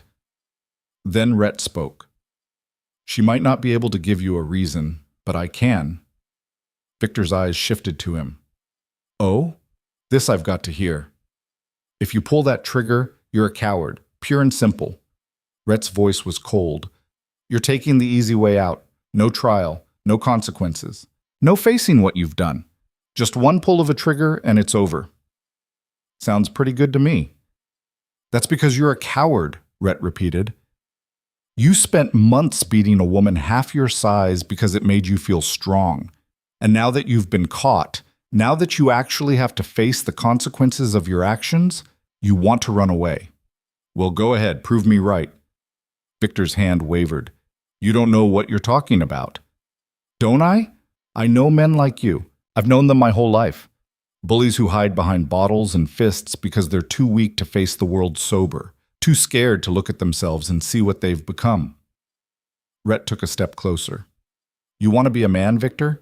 Put down the gun, face the trial, accept your punishment. That's what real men do. For a long, terrible moment, nobody moved. Then Victor lowered the gun. Sheriff Bradshaw moved in immediately, taking the weapon and snapping handcuffs on Victor's wrists. Victor Hale, you're under arrest. You have the right to— I know my rights, Victor muttered. As the sheriff led him away, Victor looked back at Clara one last time. There was something in his eyes, regret maybe, or just exhaustion. I loved you, he said quietly. In my own way, I really did. Clara felt tears on her cheeks. I know, but your way of loving nearly killed me. Victor nodded slowly. Then he turned and let the sheriff lead him away. Clara stood there, trembling, as the weight of what just happened crashed over her. Rhett put his arm around her shoulders, steadying her. It's over, he said softly. It's really over. But Clara knew better. The trial was still ahead. The divorce still had to be finalized. The town still had opinions. It wasn't over yet. But it was close. And for the first time since she'd married Victor Hale, Clara allowed herself to hope that maybe, just maybe, she might actually survive this. The weeks leading up to the trial felt like walking through deep water. Everything moved slowly, with effort, and Clara couldn't quite catch her breath. Victor sat in the county jail awaiting both his criminal trial and the divorce hearing. Sheriff Bradshaw said he'd been quiet since the arrest. No threats, no outbursts, just a hollow-eyed silence that somehow felt worse than his rage. Clara tried not to think about him, tried not to imagine what he was planning, what he'd say in court, what new lies he might invent to destroy her. But it was hard not to think about the man who'd controlled every aspect of her life for 8 months. The town's reaction was swift and ugly. Within days, everyone knew about the arrest, the divorce petition, Clara's stay at Rhett's ranch. The rumors that had been whispers became shouts. Clara was a homewrecker, a liar. A woman of loose morals who'd seduced a wealthy rancher to escape her marriage vows. Victor was the victim, the wronged husband, the man driven to desperate acts by his unfaithful wife. Never mind the bruises, never mind the cracked ribs, never mind the testimony from Rhett's ranch hands about the state Clara had been in when she first arrived. People believed what they wanted to believe, and what they wanted to believe was that women like Clara were the problem. Ignore them, Rhett told her one morning when she came back from town white-faced and shaking. She'd gone to buy flour and been subjected to 15 minutes of Martha Jenkins' pointed commentary about women who forget their place. How am I supposed to ignore them when they won't leave me alone? Clara's voice cracked. Martha actually said, she actually had the nerve to say, that I probably deserved what I got. That women who provoke their husbands bring violence on themselves. Rhett's jaw tightened. Martha Jenkins is an idiot. Maybe. But she's not the only one who thinks that way. Half the town agrees with her. Clara sank into a chair, exhausted. What if the judge thinks that way too? He won't. How do you know? Because Judge Harrison is a fair man. I've known him for 20 years. He'll listen to the evidence. And if the evidence isn't enough? Rhett didn't have an answer to that. David Morrison, the lawyer, came out to the ranch twice a week to prepare Clara for testimony. He asked her questions over and over, making her recount every incident of violence, every threat, every moment of fear. It was excruciating. I need you to be specific, Morrison said during their third session. When you say he hit you, I need to know where, how hard, what injuries resulted. The judge needs to understand the severity. Claire's hands clenched in her lap. Does he need to know that the first time Victor hit me, I was pregnant? The room went silent. Morrison's pen stopped moving. You were pregnant? Clara nodded, her throat tight. 2 months. I didn't know yet. But after Victor hit me, after he kicked me in the stomach, I started bleeding. The baby was gone by morning.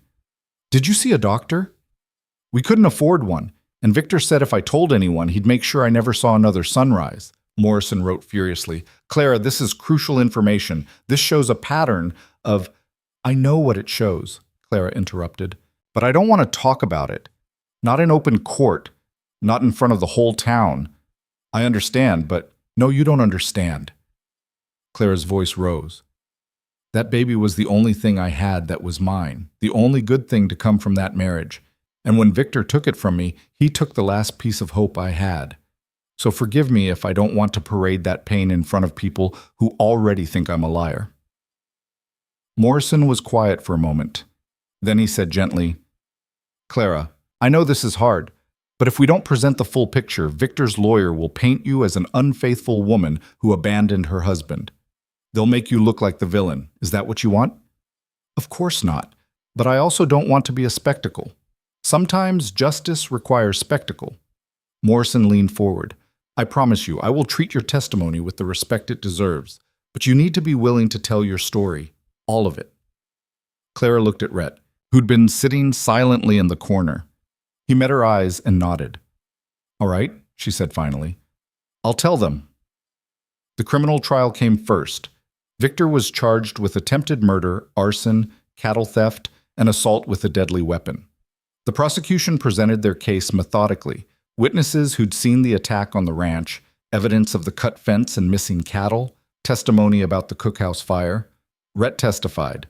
So did Jesse and several other ranch hands. Sheriff Bradshaw laid out the timeline of events with clinical precision. Victor's lawyer, a slick man named Harrison Wells who'd come from Denver, tried to paint his client as a desperate man driven to madness by an unfaithful wife. But the evidence was too strong, too clear. The jury deliberated for 3 hours. Guilty on all counts. Judge Harrison sentenced Victor to 15 years in the territorial prison. Clara sat in the courtroom and watched her husband's face crumble as the verdict was read. Part of her felt vindicated. But another part, the part that remembered the man he'd been during their courtship, felt only sadness. The divorce hearing was scheduled for 2 days later. Clara barely slept the night before.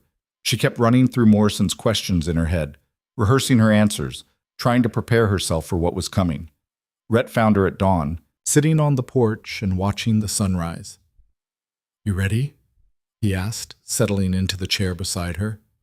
No, but I don't think I'll ever be ready for this. You don't have to be perfect. You just have to be honest.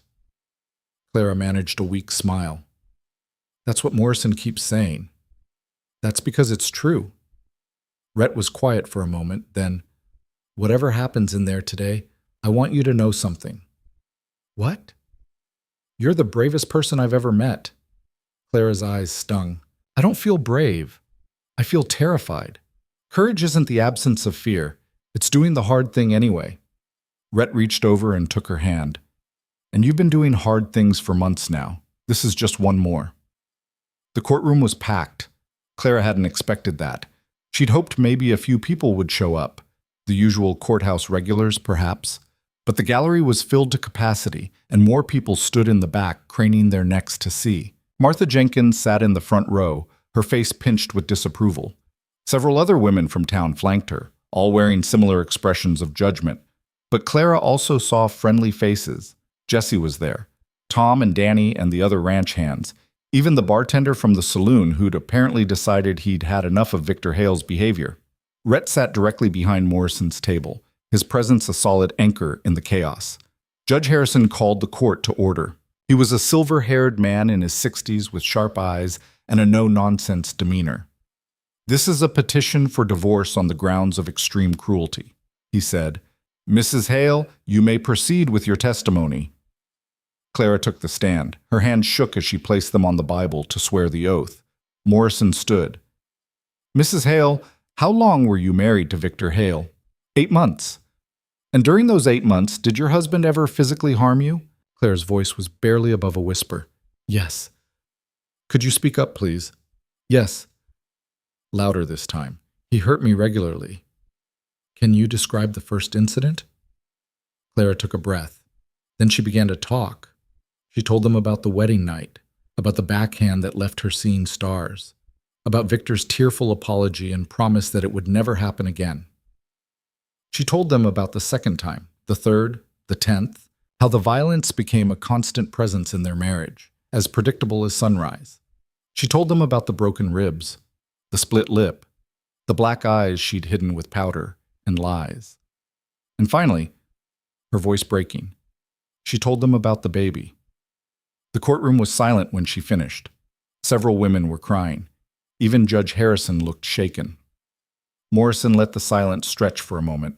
Then, Mrs. Hale, did you ever report these incidents to the authorities? No. Why not? Because Victor said he'd kill me if I did, and I believed him.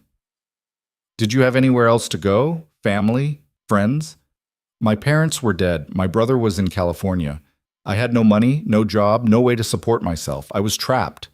What changed? Clara looked directly at Rhett. Mr. Callahan saw my bruises and offered me a safe place to stay. For the first time, I had a choice, so I took it. Morrison nodded. No further questions. Victor's lawyer, Wells, stood for cross-examination. He had the kind of face that made Clara think of snakes. Mrs. Hale, he began, his voice dripping with false sympathy. I'm sorry for your suffering, truly. But I have to ask, isn't it true that you've been living at Mr. Callahan's ranch for several weeks now? Yes. Unchaperoned? There are 20 men on that ranch. I'm hardly unchaperoned. But you're living in Mr. Callahan's house, in a bedroom just down the hall from his. Isn't that correct? Clara's stomach twisted. She saw where this was going. Yes. And isn't it true that before you left your husband, there were rumors about you and Mr. Callahan? Objection, Morrison said sharply. Relevance? I'm establishing a pattern of behavior, Wells said smoothly. Judge Harrison frowned. I'll allow it. But get to your point, Mr. Wells. Wells turned back to Clara. Mrs. Hale, were you having an affair with Rhett Callahan?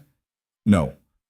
Are you certain? Because several witnesses have testified that they saw you and Mr. Callahan in intimate conversation on multiple occasions. We were talking. That's not a crime. No, but adultery is grounds for dismissing a divorce petition in this territory. Wells stepped closer. So I'll ask again. Were you having an affair? No. Clara's voice rang out. I was being beaten by my husband, and Rhett Callahan offered me safety. That's all. There was nothing inappropriate about it. Nothing inappropriate about a married woman living with another man? I had nowhere else to go. You could have gone to a boarding house, to the church, to any number of places that would have been more, proper. Clara's hands clenched. Mr. Wells, with all due respect, propriety wasn't my concern when my husband was cracking my ribs. Survival was. Wells smiled thinly. I see. Tell me, Mrs. Hale, how much is Mr. Callahan paying for your legal representation? Morrison shot to his feet. Objection! That's privileged information. Your Honor, I'm merely trying to establish... Sustained. Judge Harrison's voice was sharp. Mr. Wells, unless you have questions relevant to the actual grounds for divorce, I suggest you wrap this up. Wells looked frustrated, but he pressed on. Mrs. Hale, you testified that your husband abused you regularly. Yet you never saw a doctor. You never told anyone. You have no medical records, no witnesses to the actual abuse. How do we know you're telling the truth? Clara felt like she'd been slapped. Are you calling me a liar? I'm saying it's convenient that the only evidence of this alleged abuse is your word against your husband's. My ribs were broken. My face was covered in bruises. Ask Mr. Callahan. Ask Jesse Turner. Ask any of the ranch hands who saw me that morning. Bruises can be faked. Injuries can be self-inflicted. Why would I do that? To justify leaving your husband for a wealthier man? Wells's voice was cold. It's a tale as old as time, Mrs. Hale. A woman grows tired of her husband, finds someone better, and invents abuse to cover her tracks. Claire stood up, ignoring Morrison's urgent gesture to sit down. I didn't invent anything. Victor Hale beat me until I could barely stand. He threatened to kill me.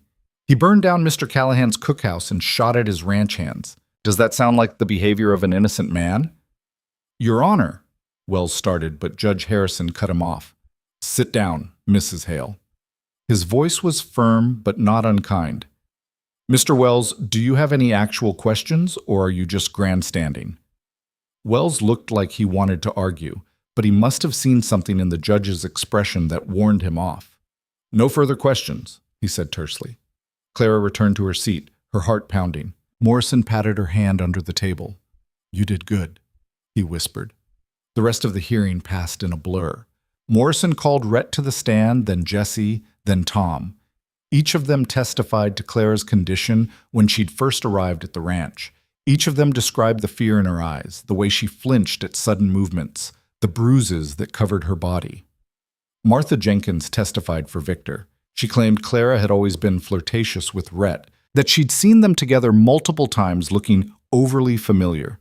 Morrison tore her testimony apart on cross-examination, pointing out that Martha had never actually witnessed any inappropriate behavior, just conversations and shared glances that she'd interpreted through her own lens of judgment. By the time both sides rested, Clara was exhausted. Judge Harrison called for a recess to consider his decision. Clara, Rhett, and Morrison waited in a small room down the hall. No one spoke. There was nothing left to say. After an hour, they were called back. The courtroom was silent as Judge Harrison shuffled his papers. He looked at Clara, then at the notes in front of him, then back at Clara. I've heard a lot of testimony today, he said. Some of it compelling, some of it self-serving. But one thing is clear to me. This marriage is broken beyond repair. Clara held her breath. Mrs. Hale, I believe your testimony. I believe you were abused. I believe you feared for your life. And I believe that dissolving this marriage is in your best interest. Judge Harrison looked over at where Victor's lawyer sat. However, I'm troubled by the allegations of impropriety. Clara's heart sank.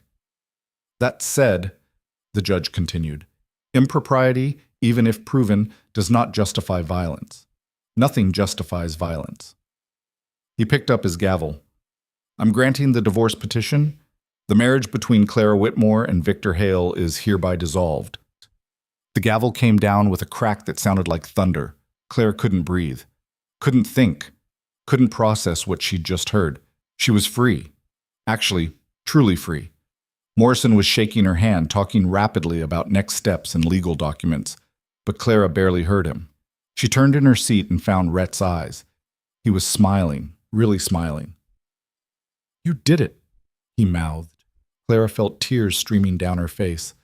I did it, she whispered back.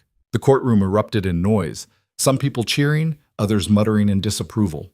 Martha Jenkins stormed out, her face red with anger. But Clara didn't care. She was free. The celebration was muted. Clara didn't feel like celebrating. She felt hollow, like someone had scooped out her insides and left her an empty shell. Rhett drove her back to the ranch in silence.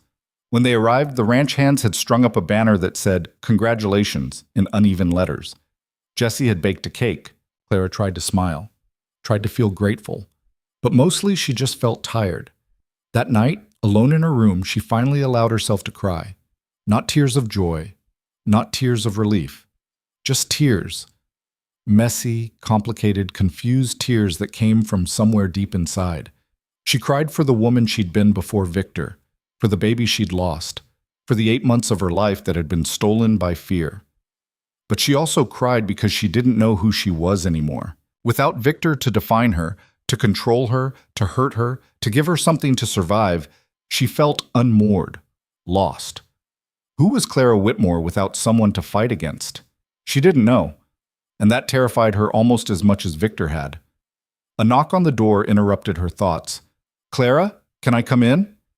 Rhett, Clara wiped her eyes. Yes. He entered, carrying a tray with tea and bread. Thought you might be hungry. I'm not. Eat anyway.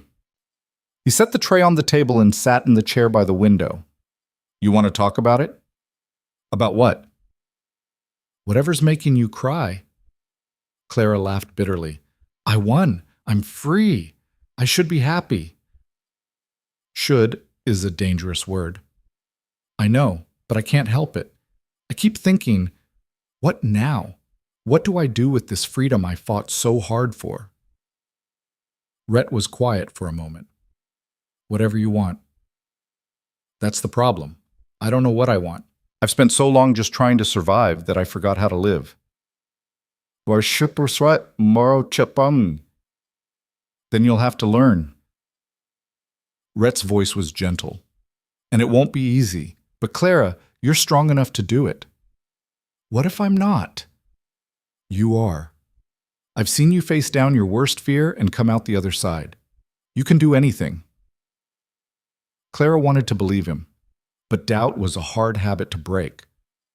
Stay with me, Rhett said suddenly. Clara's head snapped up. What? Not like that, Rhett clarified quickly. I mean, stay on the ranch. Work here, build a life here. You don't have to figure everything out right now. You can take your time. The town will talk. Let them talk. They're already talking. But, Clara, I'm not asking you to marry me. I'm not even asking you to. Anything. I'm just offering you a place to land while you figure out who you are and what you want. No strings. No expectations. Just safety and time. Clara stared at him. Why would you do that? Because I care about you, and because you deserve a chance to heal. Rhett met her eyes. Take as long as you need. A month? A year? Forever? It doesn't matter. You'll always have a place here. Clara felt fresh tears slide down her cheeks. Thank you. Don't thank me yet. You haven't tasted Jesse's cooking when I put him in charge of the cookhouse. Despite everything, Clara smiled. The weeks that followed were strange. Clara moved through them in a fog, doing her work but feeling disconnected from everything. She cooked, she cleaned, she helped repair the last of the damage from Victor's attack. But she felt like she was watching herself from a distance, like she was playing the role of Clara Whitmore instead of actually being her. The town slowly stopped talking. New scandals emerged to capture people's attention. Martha Jenkins found a new target for her judgment, some poor woman who dared to wear pants while working in her garden. Victor was transferred to the territorial prison. Clara heard through the sheriff that he'd been quiet during the transfer, asking only if she was all right. It was such a Victor thing to do, hurt her for months, then ask if she was okay, like he couldn't see the contradiction. Clara tried not to think about him, tried not to wonder if part of him had actually loved her in his twisted way. It didn't matter anymore. He was gone, and she was free. But freedom felt heavier than she'd expected. One morning, about 6 weeks after the trial, Clara woke up and realized she'd slept through the night without nightmares. It was the first time since she'd married Victor. She lay in bed, testing this new feeling. Peace. Not happiness exactly, but an absence of fear that felt almost like it. Maybe this was what healing looked like. Not a sudden transformation, but a slow accumulation of peaceful mornings. Clara got up and got dressed. Downstairs, she found Rhett at the kitchen table, reading the newspaper. Morning, he said without looking up. Morning. Clara poured herself coffee and sat across from him. Can I ask you something? Sure. What made you decide to help me? The real reason. Rhett lowered the newspaper.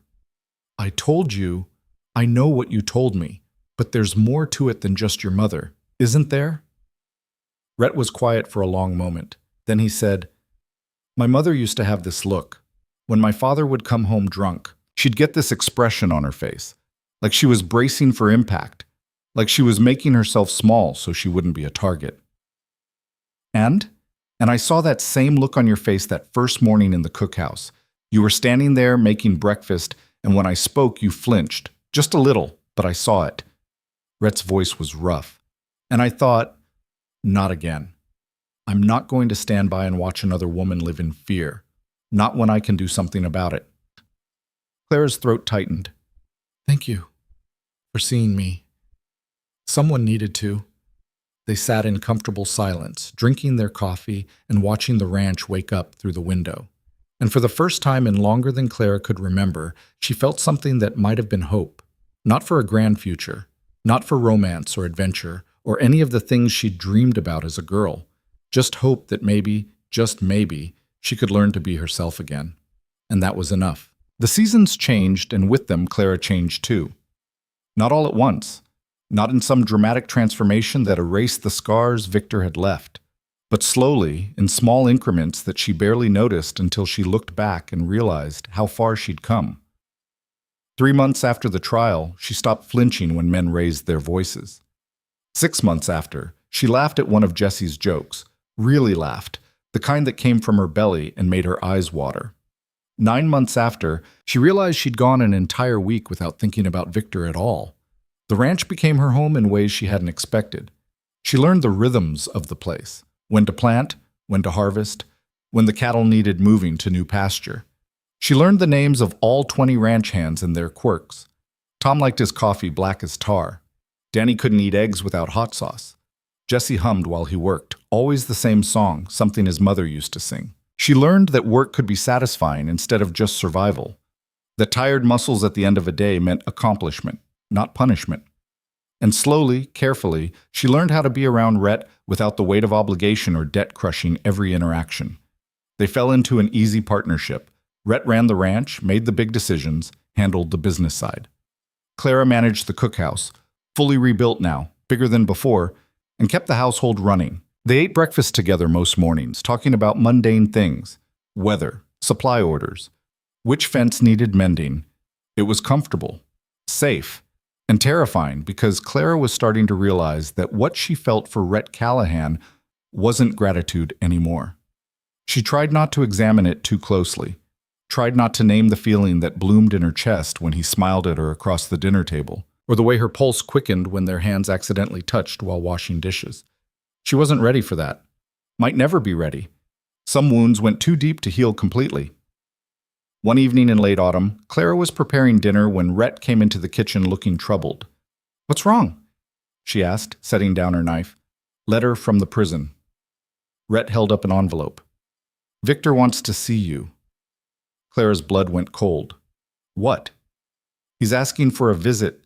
Says he needs to apologize in person." Rhett's jaw was tight. "You don't have to go. You don't owe him anything." Clara took the letter with shaking hands and read it herself. Victor's handwriting was cramped, uneven. The words were simple.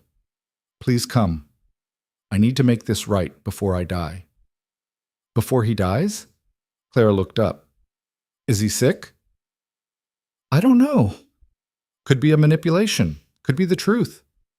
Rhett's voice was careful. "What do you want to do?" Clara stared at the letter.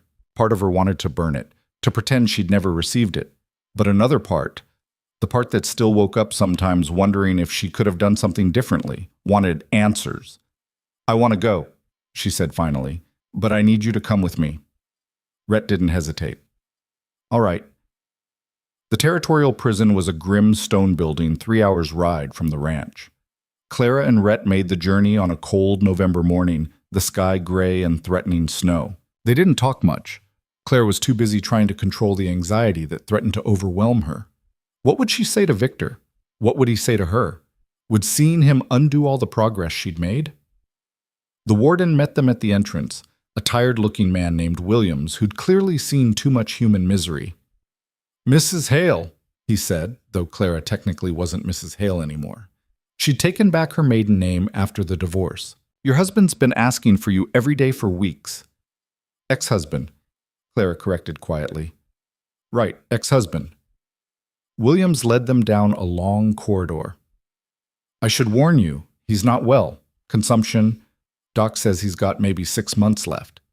So it wasn't a manipulation. Victor really was dying. Clara didn't know how that made her feel. Relief? Sadness? Some complicated mixture of both? They reached a small visiting room. Williams gestured to a bench. "Wait here, I'll bring him." Rhett sat beside Clara, close enough that their shoulders touched. She was grateful for the contact, the reminder that she wasn't alone. The door opened and Victor shuffled in. Clara barely recognized him. He'd lost at least 30 pounds, his skin had a grayish tinge, and his eyes, once so full of rage, were dull and sunken. He looked like an old man, though he couldn't be more than 35. He sat down across from them, his hands chained together. For a long moment, no one spoke. "Clara?" Victor's voice was hoarse. "You came! You said you wanted to apologize. I do. Victor's voice cracked. He looked down at his hands. "I don't know where to start." "Try the beginning," Clara said. Her voice was steadier than she felt. "Why did you hurt me?" Victor flinched like she'd struck him. "I don't know. I wish I could tell you there was a reason, something that made sense, but there wasn't. I was angry all the time. At the world, at myself, at you for not being what I needed you to be." "What did you need me to be?" "Someone who could fix me." Victor looked up, his eyes red-rimmed. "I know how pathetic that sounds, but I thought, if I had a wife, if I had someone to come home to, then maybe I'd stop drinking. Maybe I'd stop being so angry. Maybe I'd finally be the man my father always said I'd never become." Clara's throat tightened. "I couldn't fix you, Victor. No one could fix you but you. I know that now. Took me getting locked up and facing death to figure it out, but I know it." Victor's hands twisted together. "I'm sorry, Clara, for everything I did to you. For every bruise, every broken bone, every moment of fear. I'm sorry I destroyed the person you could have been." "You didn't destroy me," Clara said quietly. "You tried, but I'm still here." Victor's face crumpled. "I'm glad. I'm so glad you got away from me before I killed you. Because I would have. Eventually, I would have gone too far and—" He couldn't finish. Clara felt tears on her cheeks, not for Victor, for herself, for the woman she'd been who'd believed his apologies, for the baby she'd lost, for all the ways violence had shaped her life. "I forgive you," she heard herself say. Rhett tensed beside her. Victor's head snapped up. "You... what?" "I forgive you." Clara's voice was stronger now, not because you deserve it, not because what you did was okay, but because I don't want to carry hate around for the rest of my life. It's too heavy. Victor started crying then, deep, shaking sobs that racked his thin frame. "Thank you. Thank you." "But Victor?" Clara leaned forward. "Forgiving you doesn't mean I'll ever forget what you did.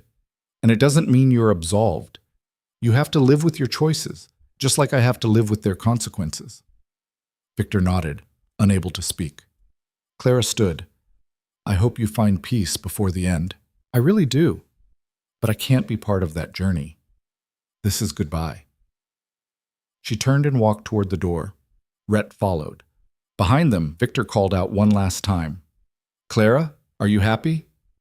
Clara paused, her hand on the doorknob. She thought about the question, about the ranch, the work she did, the life she was building, about Rhett and Jesse and the quiet satisfaction of days lived without fear. "I'm getting there," she said. Then she left. They rode back to the ranch in silence. Clara stared at the landscape rolling by, processing what had just happened. She'd expected to feel something dramatic, closure, maybe, or relief. But mostly, she just felt tired. "You didn't have to forgive him," Rhett said finally. "I know, but I needed to. For me, not for him." Clara turned to look at Rhett. "Does that make sense?" "Yeah, it does." Rhett was quiet for a moment. "You're stronger than you think, Clara Whitmore." "You keep saying that." "Because it keeps being true." Clara smiled despite herself. "Thank you for coming with me. Anywhere, anytime." The words hung in the air between them, heavy with meaning neither of them was quite ready to address. Winter came hard that year. Snow piled up in drifts against the barn. The cattle huddled together for warmth. The ranch hands grumbled about frozen water troughs and numb fingers. But Clara found she loved it. Loved the stark beauty of the landscape under snow. Loved the way the world got quiet, muffled. Loved the excuse to stay inside by the fire, mending clothes and reading books Rhett borrowed from town. She was reading one evening some novel about a woman in London society when Rhett came in from checking on the horses. His cheeks were red from cold, his hair dusted with snow. "Storm's getting worse," he said, shaking off his coat.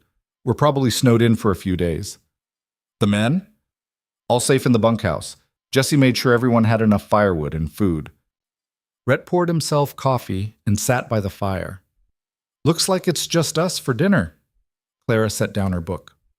I'll make something. Clara. Rhett's voice stopped her. Can we talk? Her heart stuttered. About what? About us. There it was, the conversation they'd been dancing around for months. All right, Clara said, settling back into her chair. What about us? Rhett took a breath. I care about you, more than I probably should, more than is smart, given everything you've been through. Clara's pulse quickened. Rhett, let me finish. He set down his coffee. I'm not asking you for anything. I'm not expecting anything. I just need you to know that what I feel for you isn't pity. It's not some savior complex. It's just you. The way you laugh at Jesse's terrible jokes, the way you hum while you cook, the way you've rebuilt yourself piece by piece into someone stronger than before. Clara's eyes stung. I don't know if I'm ready for this. I know, and that's okay. I'm not asking you to be ready. Rhett leaned forward. I'm just asking you to know that if you ever are ready, I'm here, and I'll wait as long as it takes. Clara stood up, her hands shaking. She crossed to where Rhett sat and knelt in front of him, looking up into his face. I'm scared, she admitted. Victor broke something in me. Trust, maybe. The ability to believe that love doesn't come with fists. I know. But I also know that what I feel when I'm with you is different, better. Like, maybe I could learn to trust again, to believe that not all men are like Victor. Clara took his hand. I'm not ready for promises, but I'm ready to try, if you're patient with me. Rhett's smile was like sunrise. I've got nothing but patience. He pulled her up gently and wrapped his arms around her. Not possessively, not demandingly, just holding her like she was something precious. Clara rested her head against his chest and listened to his heartbeat. Steady, strong, safe. This was what love was supposed to feel like, she realized. Not chains, not fear, just this quiet certainty that someone saw all your broken pieces and chose to stay anyway.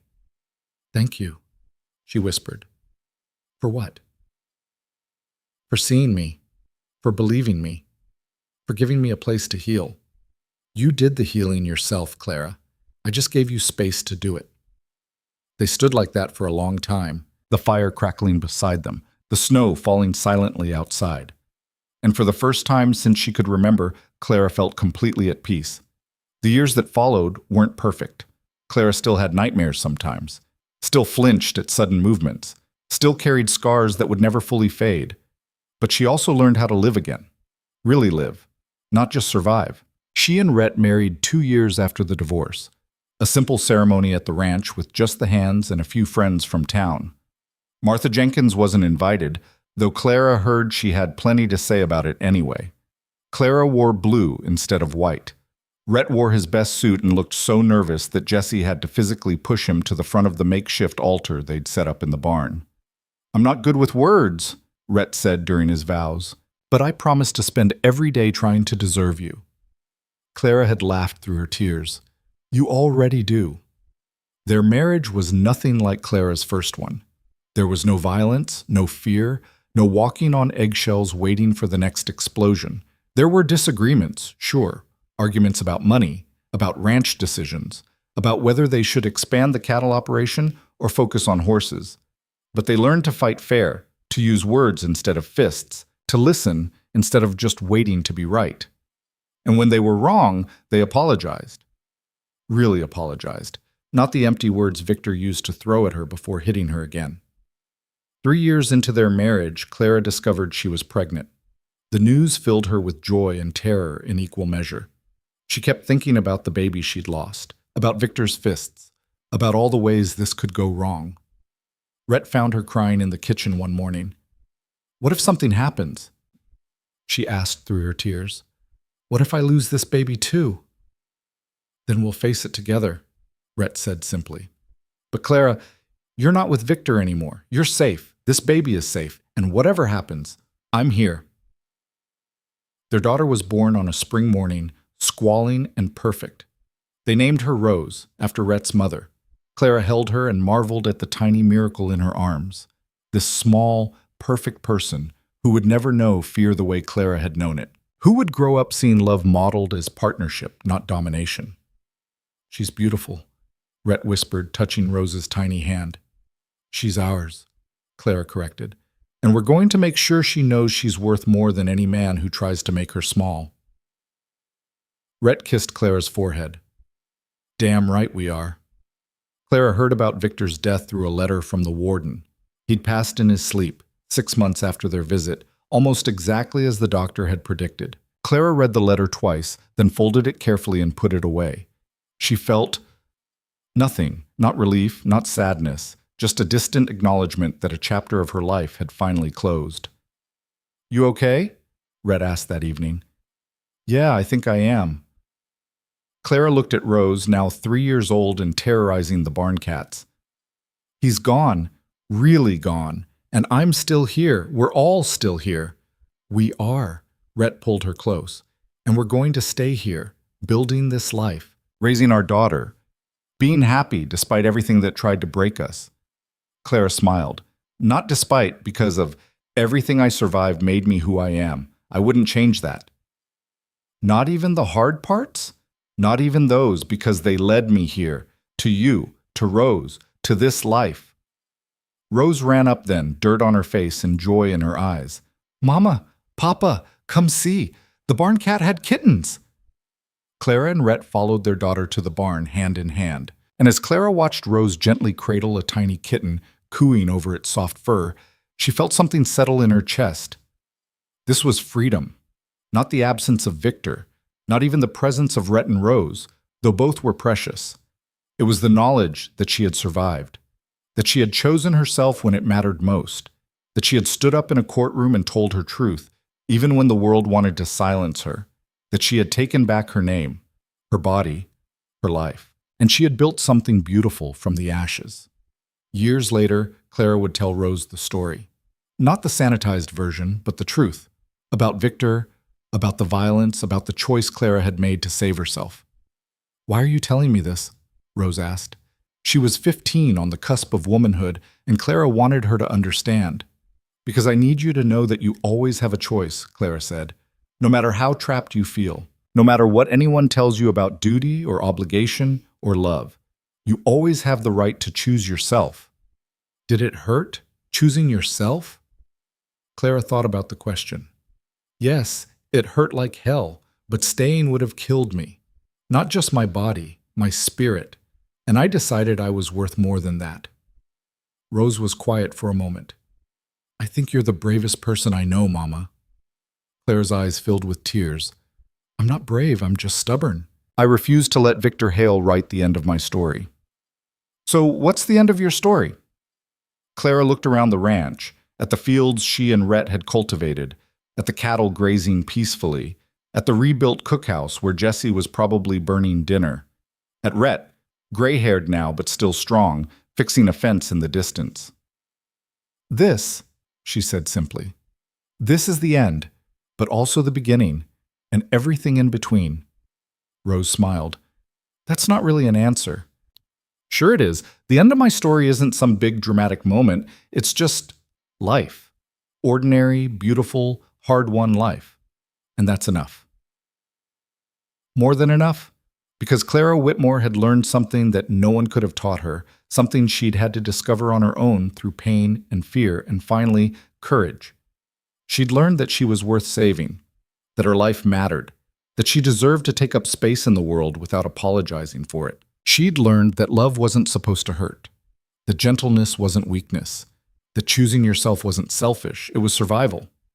And she'd learned that the hardest battles aren't always fought with fists.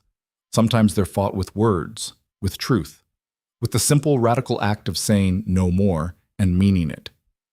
Victor had tried to break her. The town had tried to shame her. Even her own doubts had tried to convince her she wasn't strong enough, but she was. She always had been. And standing there on the ranch she'd helped build, with her daughter beside her and her husband in the distance and the future stretching out before them all, Clara finally understood what freedom really meant. It wasn't the absence of chains. It was the presence of choice. And she had chosen herself. Every single day, she chose herself.